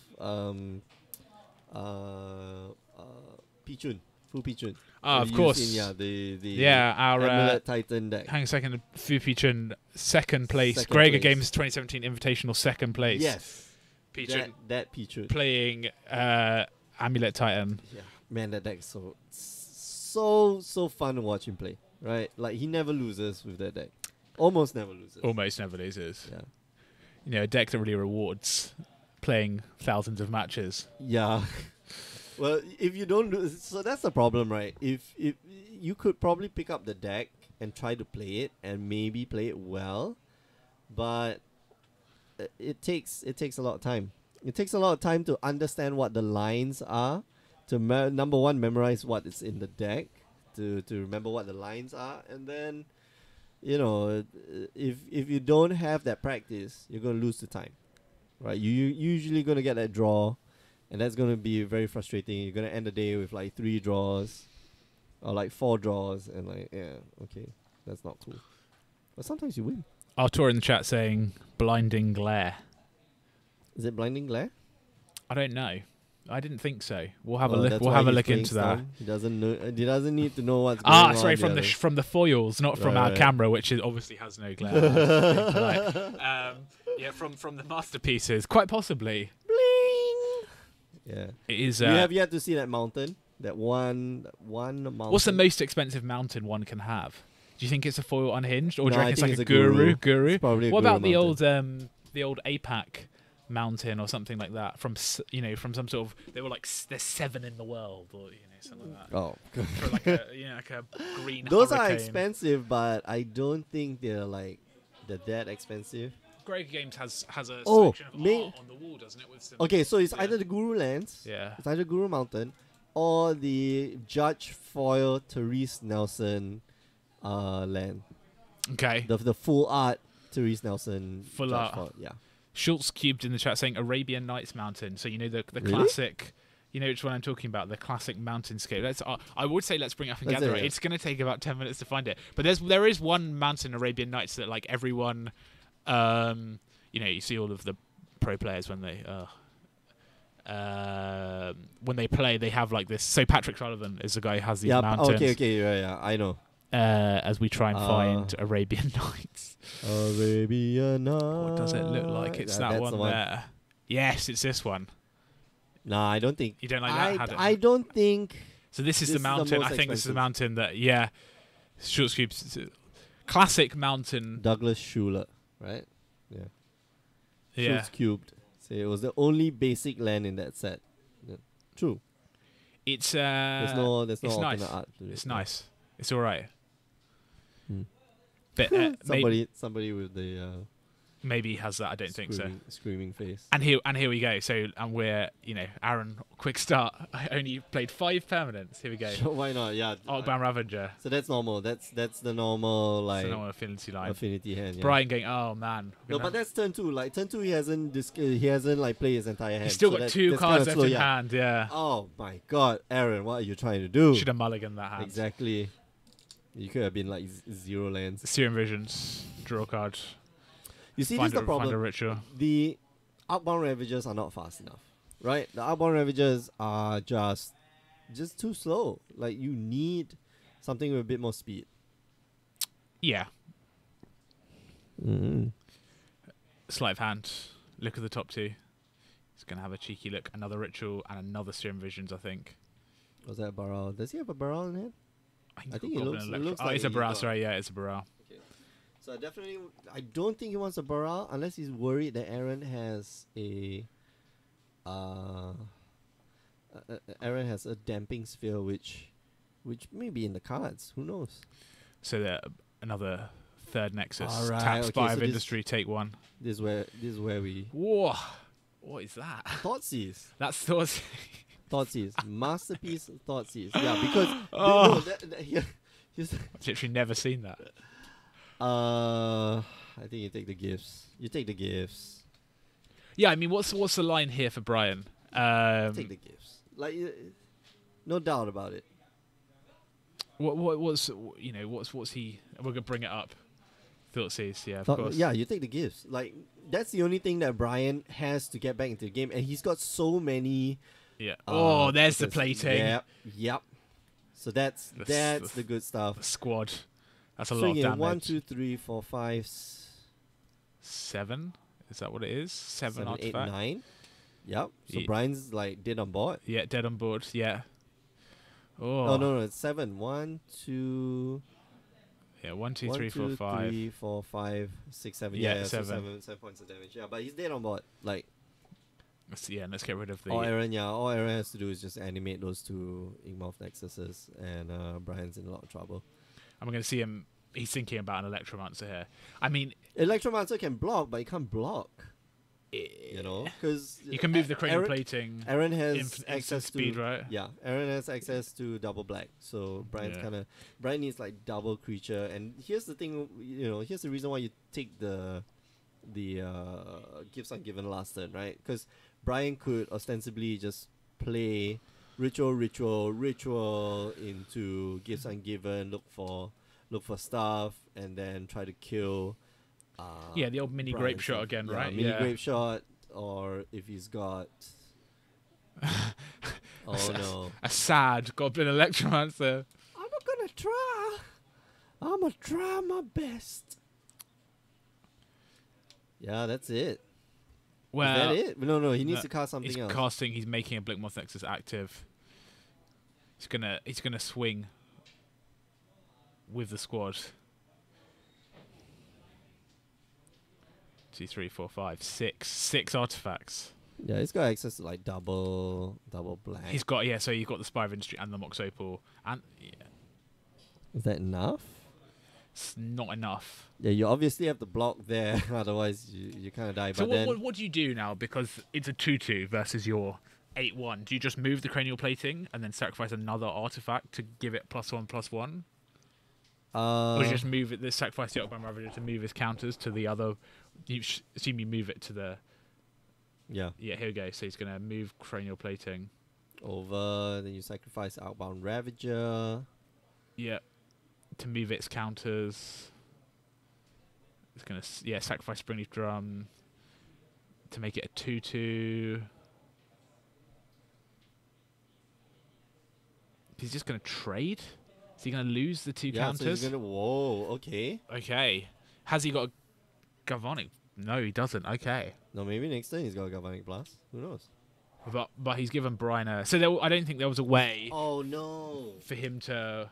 Well, it depends on what Aaron drew, right? Like. Yeah. Well, it wasn't an artifact because he would have played it. I think.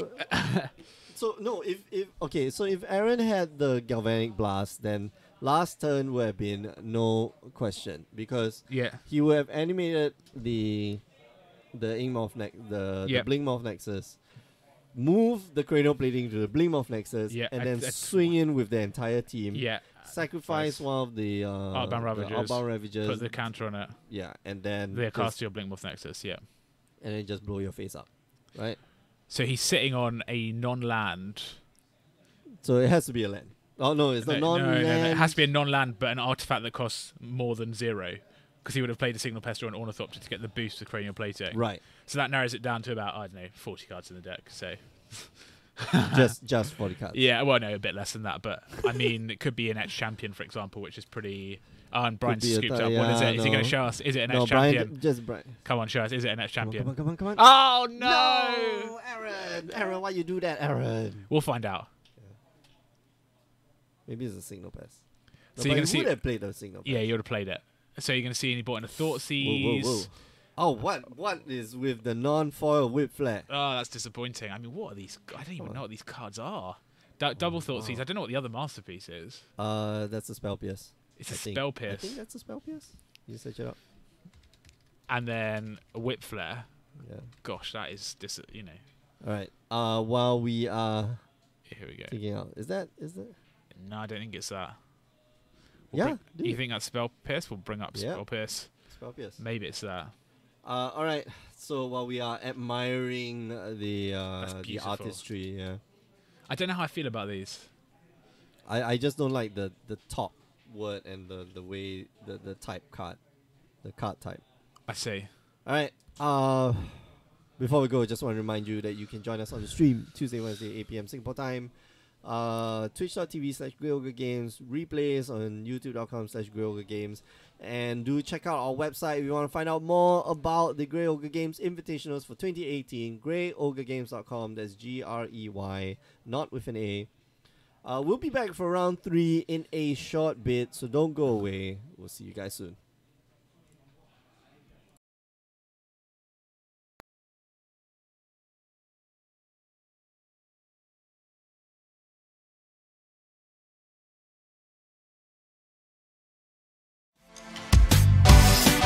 Start your journey on the Grey Ogre game. Hello everyone and welcome back to our weekly modern tournament here at Grey Ogre Games. My name is Mick, I'm one of your hosts alongside the suit, Mr. James Church Morley. Round 2. Yep, round 2. Same deck, Faisal. So last round we saw Bogles versus Green Tron. Right. This time we have Bogles versus Impact. Bogles versus Impact. So it's coming true. We're just playing the glass cannon deck. Yeah, versus glass cannon. Let's see which glass I cannon. hope I won the die roll because this is. Oh, here we go. Temple Garden Slippery Bogle. Looks like Faisal wins the game. Or Inkmoth Nexus. So we'll play. How long will this entire match take to finish? 12 minutes. I don't know. Ethereal Armor attack for 2. Oh no, attack for 2 only. And then Faisal has a Daybreak Coronet in hand. Probably like a Path to Exile ready to go right now. So I told them, Aloysius told me this is gonna be a fast game. I said, yeah. So why don't you guys play in slow motion?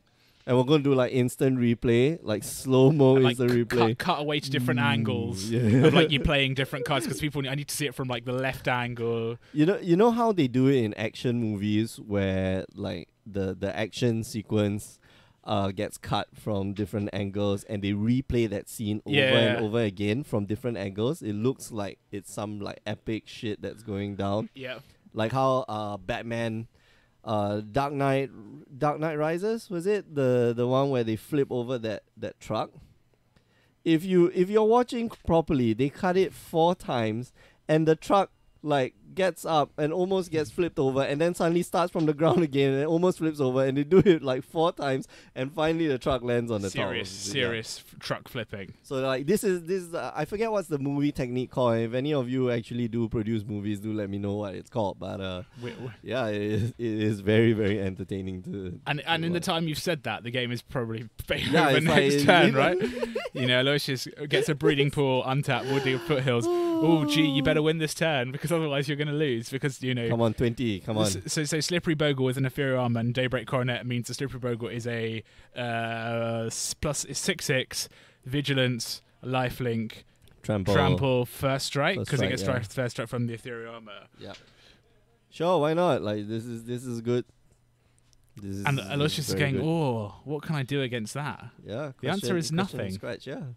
The answer is nothing. Because it's got hexproof. Hey, hexproof is the one mechanic that that wasn't really thought through very well, was it? Apart from Shroud. No, Shroud was thought through properly. You like Shroud? I can't interact with it. You can't interact with it. It's just that. Nimble Mongoose is a 3/3. 3/3 with Shroud. Okay, no problem. All right. Ooh, sure. Why not? Gris Boone has got squad. So that's 2, 5, 6, 7, 8, 9. Attack for 9. Is it 9? I think so. Yeah, because you get +2/+3 from the Gris Boone, +3 from the Ethereal Armor, +3 from the Daybreak Coronet. That's very, very. Counting that as 8, apparently.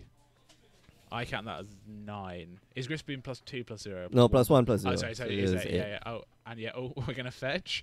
Okay. All right. Aloysius gonna give up now? No, so Aloysius has to have Might of Old Crozer. Can't even pay for Phyrexian mana for mutagenic growth at this point, which is unfortunate. And he can't even get through because the Gris Boone gives gives it flying. Yeah. Oh, that's sad times. Distortion Strike. Yeah. Pendlehaven. Okay. I like how Luscious is like that. Inkmoth Nexus is a creature. No 2 ways about it. It's a creature. So he's got So he's got Might of Old Crozer in hand. Marvel Croza. Yeah, so +4/+4. Distortion and turn. Strike. Distortion Strike. So it's now Inkmoth next to the 5/5. Love it. Might Marvel of Ogre. Croza. 9/9. Oh, so is he looking to trade, basically? Why is Faisal blocking? So he's oh no, he has to die, yeah, because he's got one. Yeah, he's got one. So effect. he's basically. Aloysius is asking the question. 1, 3, 4. 1, 3, 4, 5, 6, 7. 8. 8 first strike. So it goes away. Yeah. Yeah. Down to 2. All right. So the Bogo survives. And next turn. Sorry. In fact, survives. Sorry, that's 1, 2, 3, 4, 5, 6, 7, 8. Yeah, First not strike, enough. Goes away, yeah. Gain an immaterial amount of life because So, nothing matters. So Aloysius is. So Faisal looking to start again with another slippery bogle. Is that another? That's yeah, another Grisboon. Grisboon, Yeah, yeah. okay. So So Aloysius had to basically use all of his cards to get to kill the slippery bogle. mhm. So now he's got to start again. So he's got to start drawing some more. Yeah, Faisal here has at least got a fake like Path to Exile, So right? Pendlehaven.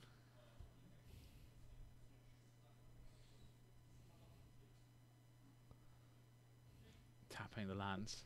Gonna give it plus So 1, he- so plus he- 2. Oh, Mutagenic Mutagenic Growth. Yep. So I think I'm next to the 3/3. Oh, he's got it. Yes, he's got it. Wow. Oh. And Exile all the 9. creatures. 9. It's +6. Yeah, plus you got 6. Path to Exile. No, He doesn't. Oh, okay.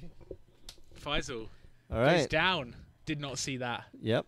That was we weren't keeping track of how big the previous Slippery Bogle was. It was a 9/9. It was it was It an was 8. 8/8. It's, 8/8. yeah. 8/8. First Eight- strike. 8 something. Lifelink, vigilance. Yeah. All of the All the good stuff. all of the keywords. Yeah. All of keywords. Oh, this is hilarious. So is this game basically whoever is on the play? No, but wins? Faisal was on the play. Faisal was on the play. He was like supposed to win the game, Yeah. but yeah, they broke the mold. Like Aloysius, good player too. But I mean, do you just in general, do you just think it's like whoever's on the play here is going to be So I'm gonna ask Burn on the play, win or lose? against? Anything.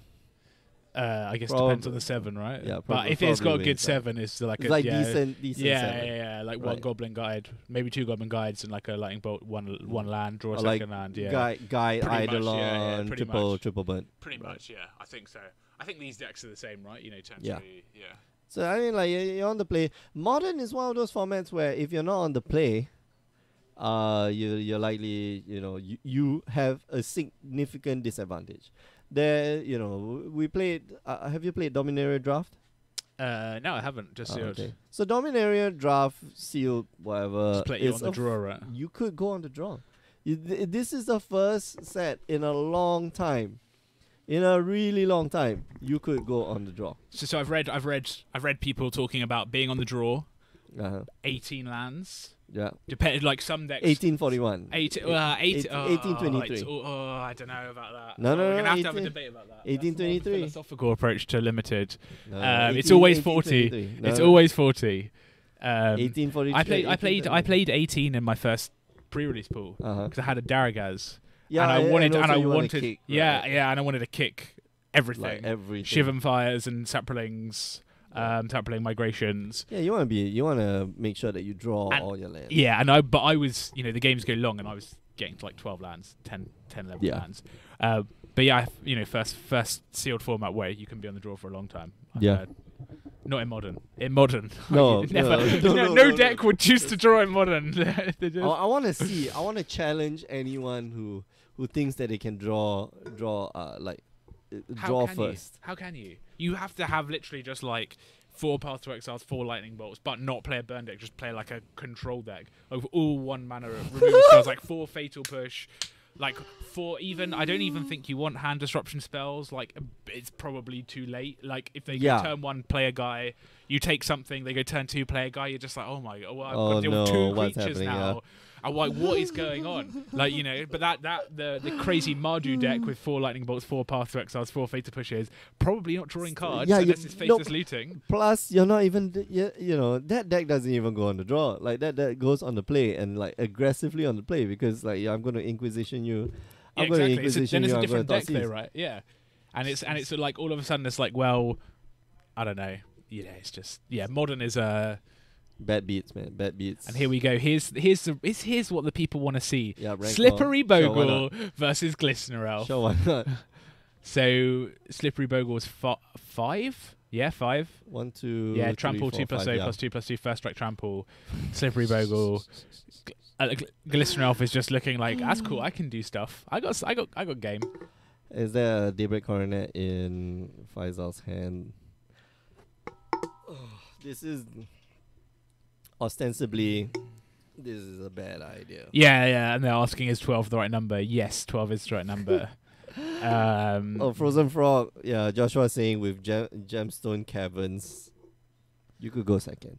You can go second. No problem. Well, so you exile a card from your hand, comes into play with a luck wish counter. So you should just go first. Yeah, pretty much. You should just. Well, no, because then if it fixes your mana, because it gives you any color of mana. Right. It gives you any. So color you of get mana. you know, You could whatever. go like two Gemstone Caverns. Double turn exile, one. Yeah. boom, Double play a exile. land, Blood Moon, turn 1. Yeah. Yes. Yeah. Off your Gemstone Caverns. And then your Gemstone Caverns turn into mountains. It's, Yay. Wishful thinking. I mean, people don't want to. You got to play him Modern. You got to play here. You got to exile a land Here too with Gemstone Caverns. Here it comes. Yeah, I know. Yeah. So you got to have 4 lands. Great. Daybreak Coronet.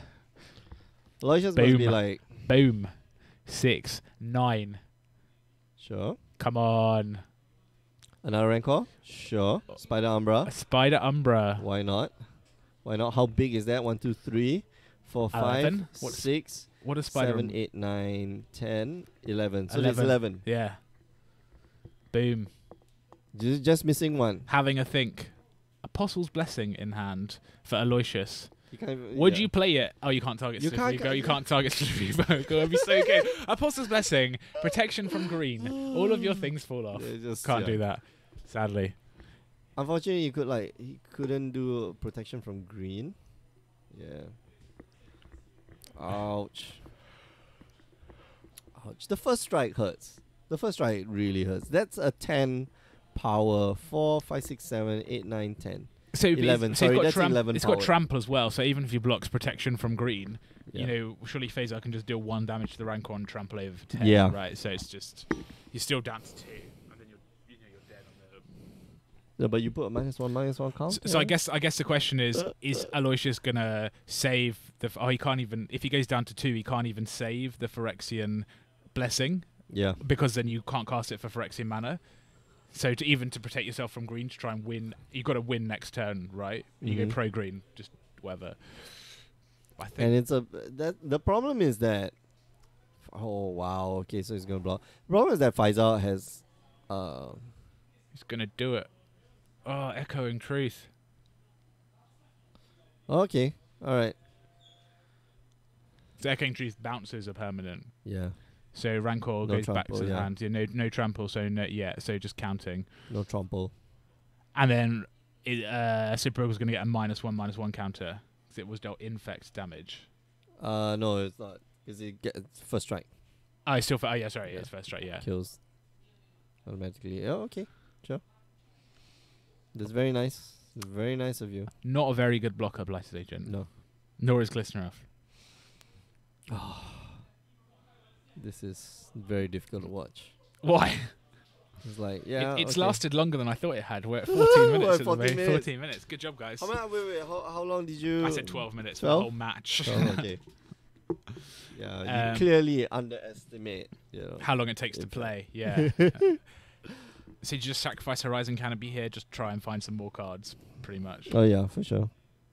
Because you got the Rancor, like you can just play the Rancor. You play the Rancor first in case like your opponent has got a Spell Pierce or anything of that sort. And then you sacrifice the Yep. the Horizon Canopy. But this should be more than enough. Yeah, okay. So looking for 1 mana. Yeah, sure. Hyena Umbra. So that's for 1, 2, It's a lot. 3, 4, 5, 6, 7, 12, 13. That's 13 points of trample, first strike, vigilance, lifelink. If he had an armadillo hex cloak, he could have proof. got the old not lifelink, you know, where you get whenever this creature deals damage, you gain that much life. So you get double lifelink. You get lifelink. But yeah, life is not a critical aspect of this game. Or you put it on their creature, and then you gain whenever they damage you Oh, with yeah, the yeah, creature, that's true. you gain the life. Yeah. Take that. But they're dealing infect damage. Yeah, Anyway, they are, yeah. No, you're still dying. You're still dying, yeah. So yeah, Faisal takes it 2-0. That was a pretty short match. Oh no, Now so you it's go one, for- it's 1-1. It's 1-0? No, Faisal won the Aloysius won the first one, Aloysius yeah. won the It's first 1-0. one. It's Oh 1-0. man, sorry folks, I did a boo boo. Don't deprive the people I did of I the did a third boo-boo. match. So they you know, we're throwing haymakers here. Yep. We're throwing big haymakers. It's All right, so we're going to round 3. This has been interesting. Are we gonna draft though? I don't think so. Then let's draft and then just drop. Like I just want to open packs. No, we can just like draft the cards and make sure like there's a 8-man pool of cards. Really screw them over. And we could It's rare draft. rare draft, pick all the removal, and then just walk out. Right? Go into all of the colours. Yeah, it's like I'm not gonna let you have any of the good stuff. Okay, I quit. I'm gonna be playing like a 5-color. What's his name? Joda deck. Could have done team draft. Team You draft? and me on the same team, Oh, okay. just with our high team draft IQ. You know, a lot of team draft knowledge in this commentary booth. Yeah, that's true. In fact, we could add, you know, 5th to 6th place and occasional contributor, 5th to 6th place finisher Greg Games 2017, Ilham to this team and have the Wednesday night commentary crew as a team draft team. Yeah, exactly. And he's very good at Magic, so he could carry our team. I know. And Yeah. he could win 3-0 and we could chip in 1 win each. We could just like try to make the jank deck and like just draft all the good colors and make sure that all the good stuff. Make sure the other team's not getting anything. Oh no, they're gonna start the draft without us. That's Why? sad. That's sad. Oh, it's too late. Mark, why you do this? Why People you want do to this? draft. 9:15 is quite like an aggressively late time to start a draft. I know. Like especially for a set where it takes ages to get games done, right? Yeah. So this is the cool. This one's cool. LSV used to draft. Okay, so whenever they don't have like time, so to speak, they would draft like actual decks. So they would just like crack and then packs. play. And no, they don't play. So they would hand the cards, or they will hand a stack of cards or they'll form the deck, and then hand the stack of cards to an impartial judge. Yeah. Right, and they're we should gonna do look that. through. They're gonna look through the cards and say, okay, this game between A and B, like A definitely wins. Like in the long run, A definitely wins. So granted that they don't basically it's a question of like who drafted a better deck. Yeah. Right, and then they'll give the reasons. Okay, so A wins. Okay, now we move to C and D, and then we'll do the exact same. Yeah. I think yeah. That's fun. That's more fun. Like you literally just draft all the stuff, and then you fight, quote unquote, with other people. They've only got 6 people in the pod as well, Yeah. so they're playing. Damn They're it. playing, but they're not doing proper team draft. I don't think they're doing 1, 2 like No, I don't think ABC so, yeah. team with like the hook and cuts. No, I think they Peop- are. They are. Are they? Looks like. Oh, we could crush I some don't know. fools. I We think, could crush yeah. some fools at team draft. No, but if we We're join, so good at team draft. dude, if we just join in, then it will be like a normal 8-man draft. That's boring. Yeah. There's no so I that's found fine. this when we played. So for those who are listening, going, "What are you talking about?" We a while ago for Amonkhet they had team draft Yeah. here where you Why had there don't were we have like team 5 or draft? 6 teams, and you played each other once a week. Yep. And Mick and I were on different. I was on Yeah. I was heroically carried by my team Yeah. basically, and you were heroically carried by your team Hey, as well. no. We did. I did work. All Yeah, right. you did. chipped in some crucial That's it. 1-2s. Yeah, exactly. Um, like We that- our teams played each other in Amonkhet and we won We were 4-0 down, and we won the last five. That was last utter five matches. bullshit. Last 5 matches in a row, and then we played Hour of Devastation, and you had 5th to 6th place finisher at Grey Games 2017, Ilham on your team, and he just absolutely smashed us. He went 3-0 with like a crazy red-white deck, and it's like, this has not gone to plan. We have not done well. My teammate's no longer living in Singapore. Yeah, that's unfortunate. Like, so yeah, I'm you homeless. need to find another team. I'm homeless. So, but we could form a new super team. All right. A team formed of other teams, a super team. No, but my team is like me, Ilham, and Brian. Like we could always accommodate one extra, like on the bench. On the bench. On the bench, yeah. I'm not a bench warmer. We had. If you want to be on this team, then you will. We had Greg Games Invitational 13th to 16th place finisher Danny Seat as our bench warmer in the Hour of Devastation draft, and he played one game for me, and we lost 9-0. Yeah. We lost 9-0 that game, I told you, like, Greg Games 2017 Invitational champion Jeffrey Chan and his team. Did I not mention, like, when you guys were doing like the draft strategy and stuff like that? Here's a good piece of advice, right? Don't play Danny. Yeah. don't play that Danny card. Right. We had to. There was, circumstances out of my control that didn't allow me to. Unfortunate. But 9-0 we lost. Yeah. I thought it was a joke when they told me. But Jeffrey still like. Jeffrey opened. What's the 3 black-green XX star power and toughness equal to number of creatures in your graveyards, in all graveyards? Oh yeah. Like, that Lord of Extinction. Lord of Extinction. So he opened the masterpiece in pack 1, pick 1 of that. Just like, well, okay. Yeah, sure, why not? And then followed up with like with spiders and stuff like that. Like his deck was sick. Yeah, good like deck. that night his deck was sick. I mean, he's also a very good player. Good yeah, at Magic. So we played that team in the we played them in the finals of the Amonkhet team draft. And we basically like. Yeah. That was Poe. That wasn't Jeffrey. I thought it was Jeffrey. No, it was Poe. But yeah, Solomon. But he was sitting to my left, so I was passing to him, and I like cut red green super hard, and I was like, he cannot be in red green. He was in red green because he opened a Glorybringer, and he was like, well, I'm just taking this, and we're gonna like passed him no red cards at all. He's like, well, I got Glorybringer, and he won 3-0. It's just like.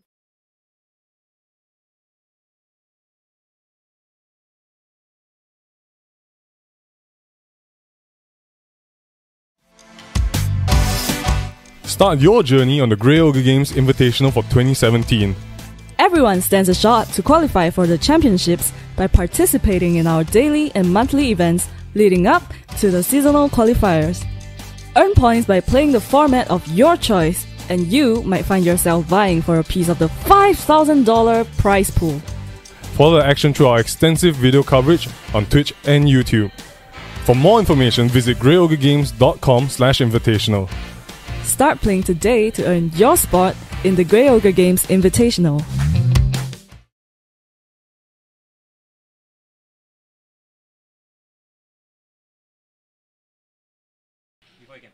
Hello everyone and welcome back to round 3 of our weekly modern tournament here at Grey Ogre Games. My name is Mick, I'm one of your hosts alongside the suit, Mr. James Church-Morley. You're just elongating that middle 2 vowels every time, aren't you? We're gonna get, unless we're gonna get eventually gonna be yodeling. No, maybe you know. Something like that, or maybe we need to have entrance music, or like a fanfare of trumpets when we arrive. Now, you know, like John Cena, like doo doo doo doo. Yeah, exactly. Yeah. Surprise Cena, as it were. Just. Hey, Brian, close the door, man. What's up with that? Anyway, yeah, we're watching a match here between Ken Wee and Faisal Rosmaruddin. Faisal is playing Bogles. Boom. This deck. The Bogles man. It's people playing it. People are playing, in fact, sorry, not Bogles. So let's go back to Bogles. People are playing Bogles, right? That people are playing this deck. People are talking about this deck. I saw an article on Channel Fireball the other day, just perusing at work, as one does occasionally. Right. When one has some downtime over lunch, and I think it was Oliver Tew. He was like, "Oh, here's my Mardu Pyromancer deck, which I think is really good, but I have." Crackling Doom in the sideboard for the Bogles matchup. he's like, this deck, enough people playing it that you sort of like have to. They have to play. Yeah, like you that have to thing, play like a right? crackling. Like he's like, yeah, some like a lot of these cards are rubbish. Like Liliana the Veil, not great. Because obviously if they have the hexproof, if they have Leyline of Sanctity, the Bogles players, they've started running them in the main deck because they get the artifact, the enchantment love for Ethereal Armor, which he is playing. Oh wait! This is Bogles. He's playing Bogles. Yeah, he's playing Glakeover's hexproof. Yeah. Right. I thought it was the. You thought it was Glistener Elf. Yeah, Glistener Elf. Yeah, but they're What's playing. wrong with me? They're playing Twilight Zone. That's where we are. this It's is where fine. we are. Everything's forgiven in the Twilight Zone. But yeah, they're playing the Leyline Sanctity, so they've hexproof. So like Liliana the Veils are useless because you need to target a player to sacrifice a creature. And so you Crackling Crackling Doom is each player. It's not each opponent sacrifices the creature with greatest power. And when you're going all in on some bloody I don't know, Core Spirit Dancer or Slippery Bogle and deal a couple of points of damage to them as well. So interesting that people are now moving. They're like so desperate. I won't be surprised. Yeah, I won't be surprised if we see more like edict effects. And Faisal's probably going to play the Rancor. Okay, so he's going to go Cartouche of Solidarity, love it. Cartouche of Solidarity is really good because this like fights against edict effects. Yeah. Make really a 1/1 soldier with vigilance. Yep. And Ken's like in a little bit of a bind here. He's playing Grixis, and man, I don't know how many thought seizures you wanna run out against like Faisal, because not many. against in fact, sure, that's fine, right? You thought seize because your life total doesn't really matter. Yeah, take the boon, of course. But Griff's boon can come back from the graveyard. Unfortunately, Yeah. but it needs 4 mana. It needs 3 and a mana. white, right? 3 and a white. So it's quite a long way to go. But Faisal here just going to be adding pressure to the board, especially if he does have. Oh, okay. Wow. What is that? Hyena Umbra. Yep. Attack with a squad. They're counting up. Ken down to 7. Gonna cast. Yep, the other Glakeover Scout gonna pass the turn. Empty-handed. Ken has Fatal Push in hand. Can only target the 1/1 The one, token. yeah. Another Thoughtseize completely useless because Faisal's empty-handed. Yeah, that's definitely the first card to go. Jason Mind Sculptor. That's That's great. That's nice. That's too slow. Yeah, I Then guess that's nice. Steam Vents. And yeah, he's just but Jason Mind Sculptor here going to ostensibly draw, get another draw, right? Yeah, but he's got to tap out for it, so he can't play anything with it. Mm. So we're going to see Glakeover Scout come in, both of them and the Knight. So let's see. Snapcaster Mage, okay, that's great. For the old 2-1 flash. Gonna block the Glakeover Scout. the other Glakeover. Yeah, it's got trample and trample. first strike. Yeah, trample and first strike. Sadness. No, that's why? But it's going to take 2, 3, 4, 5. you know the first strike of 4. the trials. The Cartouche of Solidarity gets you first strike, right? And the Umbras, if it were to die anyway, the Umbra's going to fall off it down to 1. Right, he has Looks to do Bloodstained it. Mire. Yeah, not interested in that. Yeah, wow. An absolute. Oh, I thought he was at like 11. Like he No. was at 16. No. Oh, okay, all right. An absolute. So he had to do that. Savaging. Savage. Sometimes the Bogles just lines up like that. So wow. And here we go. Right, what's in the sideboard? Oh, I don't know. 6 minutes for one game. Not bad. Not bad. We get to go home early. Twilight Zone. Mm. Anything can Yeah, happen in the before Twilight we Zone. go, before we delve deeper into Twilight Zone. So we watched like Faisal and who was the other guy playing Bogles last week? So we thought it was like going to be like a really fast match, double wasn't. Bogles versus Infect. We had the over under on how long it would take to finish the entire match. So Right. 14 minutes. It's a bit slower than that. No, it was like 20 something odd 25 minutes. Couldn't That believe was it. Infect versus Bogles. Yeah. And surprisingly, Impact won. It's like, I spoke to Aloysius after the match again, and he said, yeah, I lost the die roll. I was supposed to lose the game. Well, he had this turn where he made like a big enough die, right? it was a one shot. He was Yeah. like, right, I'm crafting this kill you hand with 9 damage. Yeah. Well, I just go all in. Mm-hmm. But Bogles, people playing it now. People like it. Well, for a while, we'll just have to wait until the Tron players come back. Then like Bogos is like really bad against Tron, and then they'll be playing Infect, and now they will be playing Burn, and so forth and so on. Yeah, the modern metagame's cyclical. Yeah. But I mean, this is an interesting question, right? Damping Sphere. Yes. How much does that do against? How much is that responsible for trumping Tron? Yeah. I think it's a great card in the sideboard, but I would definitely don't think there's space for 4. I don't think there's space for 4 because like you can go like one, like 3 maybe. 4 is a bit too much. Like 4 is when everybody is either playing Tron or Storm, and you probably put 1 in the main board, and then 3 in the sideboard. So Eldrazi Tron not as prominent as it used to be, right? So the colorless Tron, like that sort of. Its metagame share has gone down slightly. What you actually have more is people playing Green Tron now. Yeah. And Green Tron gets access to Nature's Claim out of the sideboard. So Damping Sphere is not that great. I guess it can slow you down. The other argument is that they'll eventually just play enough lands to start casting cards anyway, right? Yeah, exactly. But you have to. I mean, like, that's the argument for like any game, right? Like you let your opponent live for too long, like you're probably going to lose the game if you're not going to close out the game. And that's the reason why like Blue Moon decks fell out of favor, because at the end of the day, like I might cast my Blood Moon, but nobody cares because they're killing me.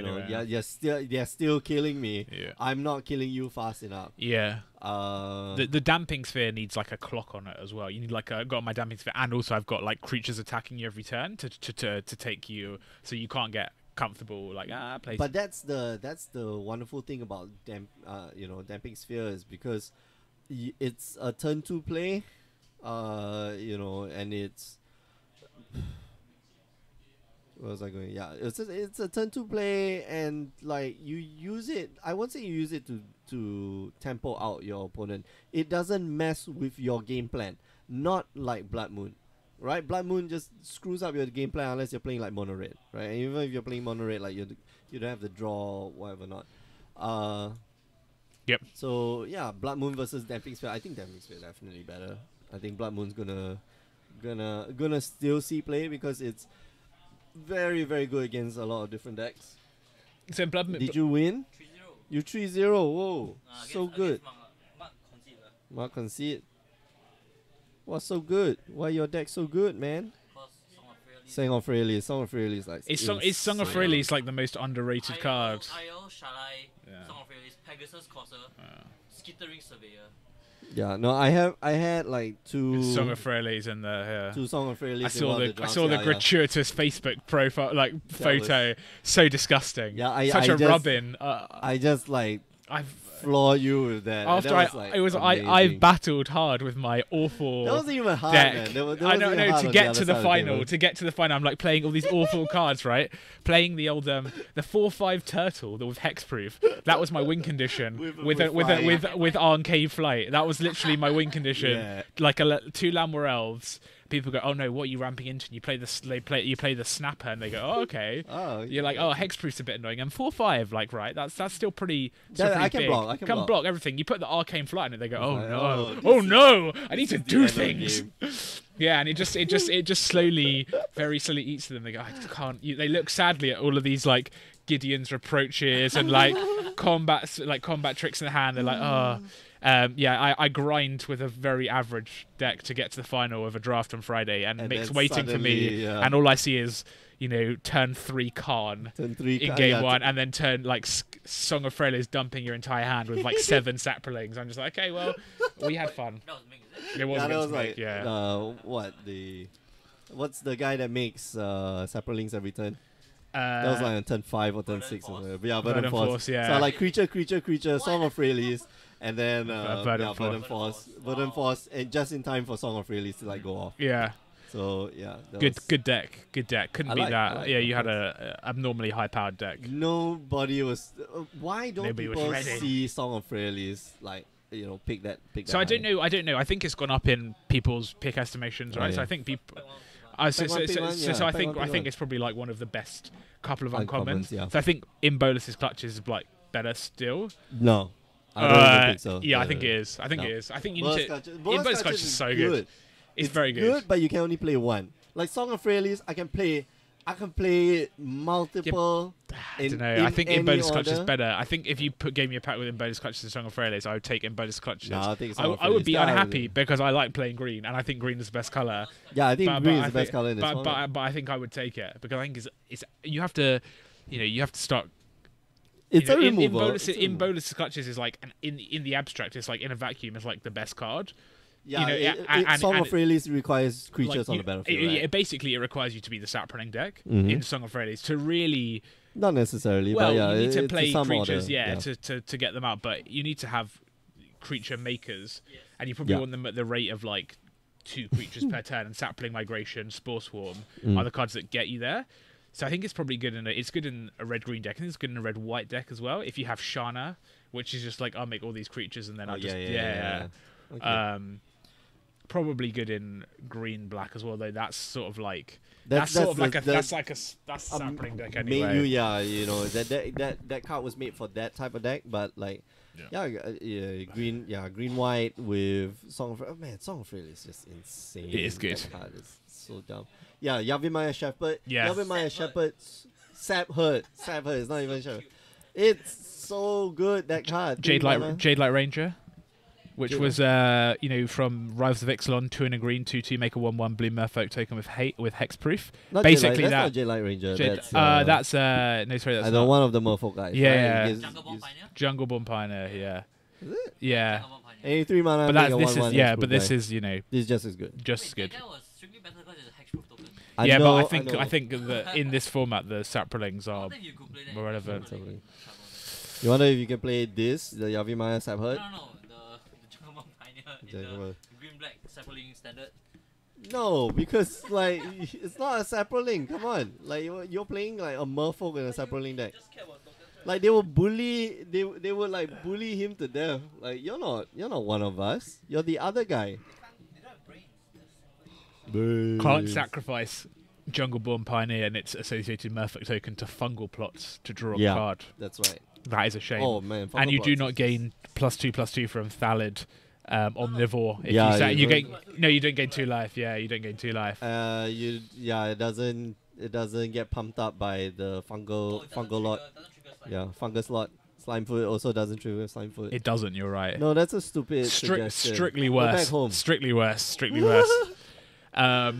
So Ken is playing Death Shadow, which is we sort of on the decline. He let that go. I'm surprised. The core Spirit Dancer is still alive. He's sinking, so he's going to get +2/+2. Okay, now we're going to... So, Watery Grave. Fatal Push. Okay, Stubborn Denial. This is a 2-1 bracket. Yeah. Faisal say he lost one. No, Faisal lost one, so this is the 2-1 bracket. Faisal is up a game. It's going to be a bit tough for him right now because he doesn't have the extra land. Hyena Umbra. Still pretty good. Gonna draw a card.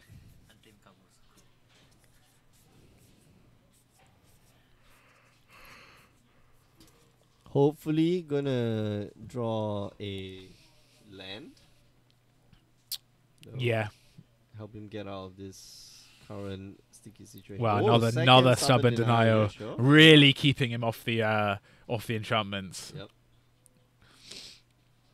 Tried Arbor. More enchantments to come probably.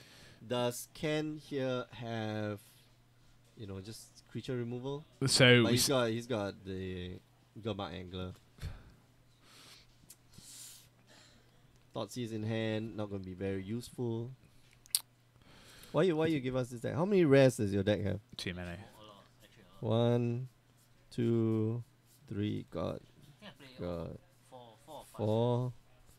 Even the lens. For this should be a rare. Four rares. Four out of 6 rares. If Song of Release was a rare, you couldn't have the Mending of Dominaria as your rare.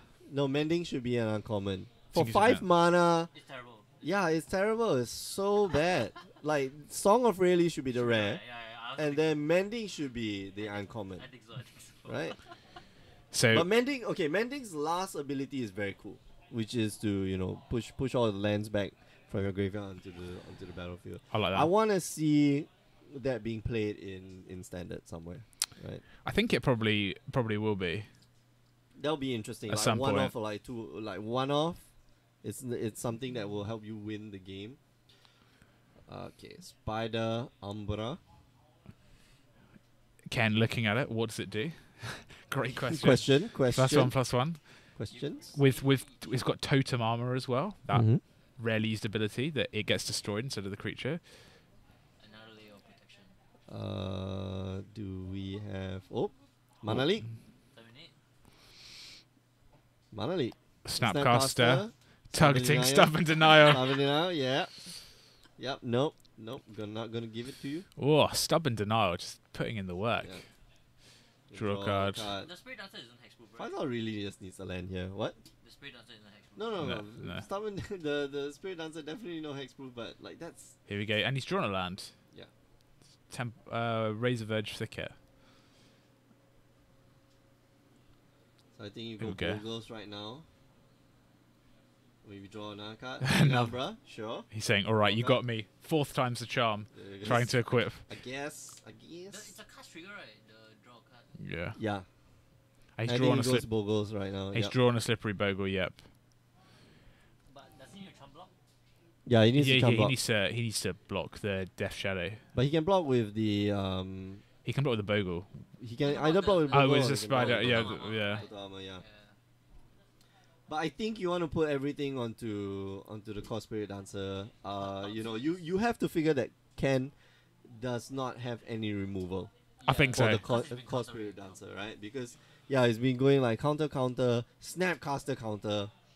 Unless he's been playing the very long game Mostly and been because like he waiting. Probably took out a lot of his removals because it's Bogles, right? So I don't think you should take out that many removals. I think you keep the Fatal pushes. Fatal pushes. The only things Minim- you hit are Dry Arbors and Spirit Dancers. yeah, but the Spirit Dancers are the ones that give you you Well, can only hit the Spirit Dancers, but the Fuzz has Spirit drawn like Dancers are 4 ones cards that off give the Spirit Dancer, right? and he's gonna draw more. Like Yeah, it it's- is an engine because you cast something, you draw something, you cast something, you It's a draw main something. deck card, right? 3, 4? Spirit Dancer? 4. It's 4. So Faisal here gonna have to make the decision: do I block with the Core Spirit Dancer? I think that bogle's just going to take it. Yeah, if Faisal were to win, if Faisal wants to win this game, he's gonna have to block with the Bogles. So this is not about whether Ken has a removal or not. Like you have to think that Ken has a removal, right? You have to believe that Ken doesn't have the removal. Otherwise you're gonna lose the game. You're gonna lose the game anyway if Ken does have the removal. So let's see. Gamma Angler and block like hell. Just need to flood the board, I guess. Yeah, and we're going to... Yeah, there's Gun Mag Angler. Oh no, but it's not enough. It's not enough. The Daybreak Coronet is just gonna gain Faisal so much life. It's going to gain a lot of life, yeah. Yeah. Does he have a Daybreak Coronet in hand? Yeah, he does. Yeah, so there... Alright, so Gamma Angler, no Fatal Push, apparently. Leave the black red up. Yep. Gonna keep my 1-time Stubborn Denial. Just to let you know, it's still Just so- there. yeah, just because. Yep. Grace Boon, sure. Flying.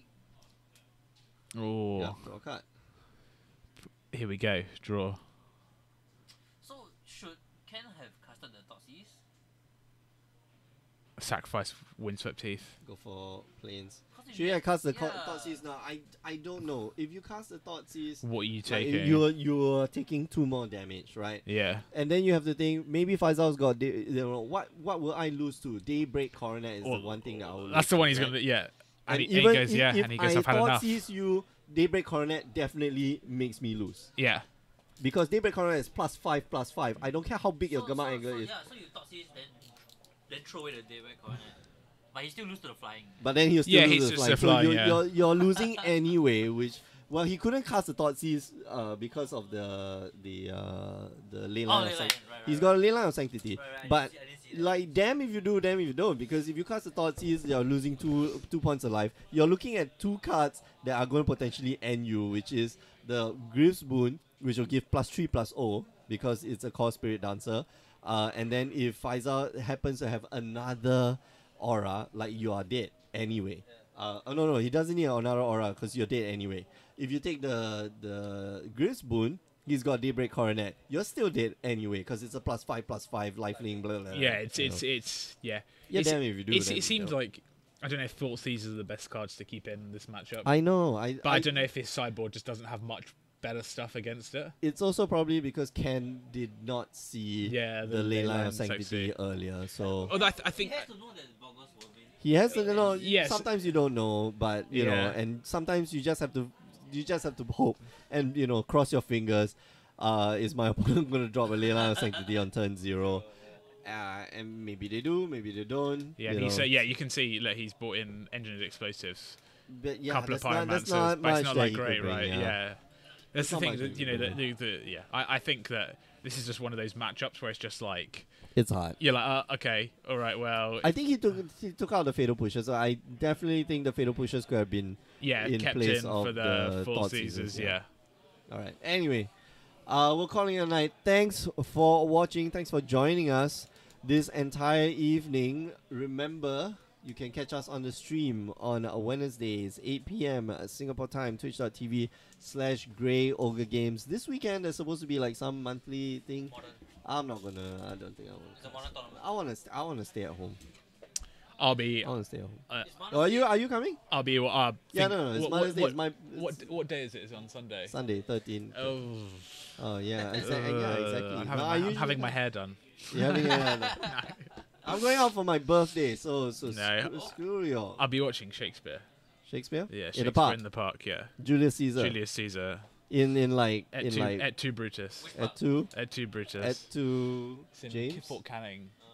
Et tu Mick. Et tu As James. you stabbed me for the last time. What's James? What's the Greek James name? I don't know. It's something begin with I imagine. 'Cause Ya- they didn't have Yamas, J. They yeah. didn't have J. Iamus? They did. Yeah, they did. Thumbs? Maybe. I don't know. We'll look into that. I know it's yes, Amos. J- quite J- possibly. It's got Ames. like different. They No, they didn't have J. They didn't have J. J. So loads of languages don't have J. So yeah. Italian doesn't have Yeah, J. it's got J. Yeah, it's got GI. GI So in is Italian, G. James is Giacomo. Yeah, and in Russian, I don't think they have. No, they don't either because it's DZH for J. J. It's how they get it. Yeah. Yeah. So Dimitri is apparently the closest Polish, is thing like to James in Russian. In Cyrillic, like Dimitri. Dimitri's similar roots apparently. cool. Yeah. Didn't know. Anyway, Yeah. yeah. So Distraction. Sunday not going to be Twilight Zone. Yeah, Sunday not going to be So- stream. Sunday, Monday, Tuesday, Wednesday. Wednesday. is Then gonna we'll, get then on we'll the be stream back. again. We'll be back. Yeah, More modern.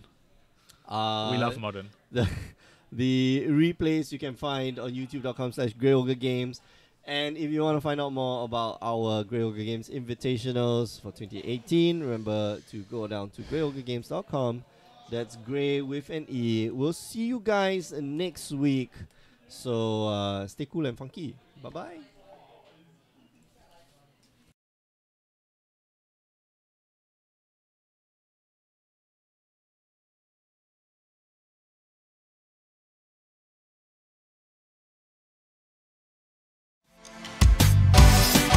Start your journey on the Grey Ogre Games Invitational for 2017.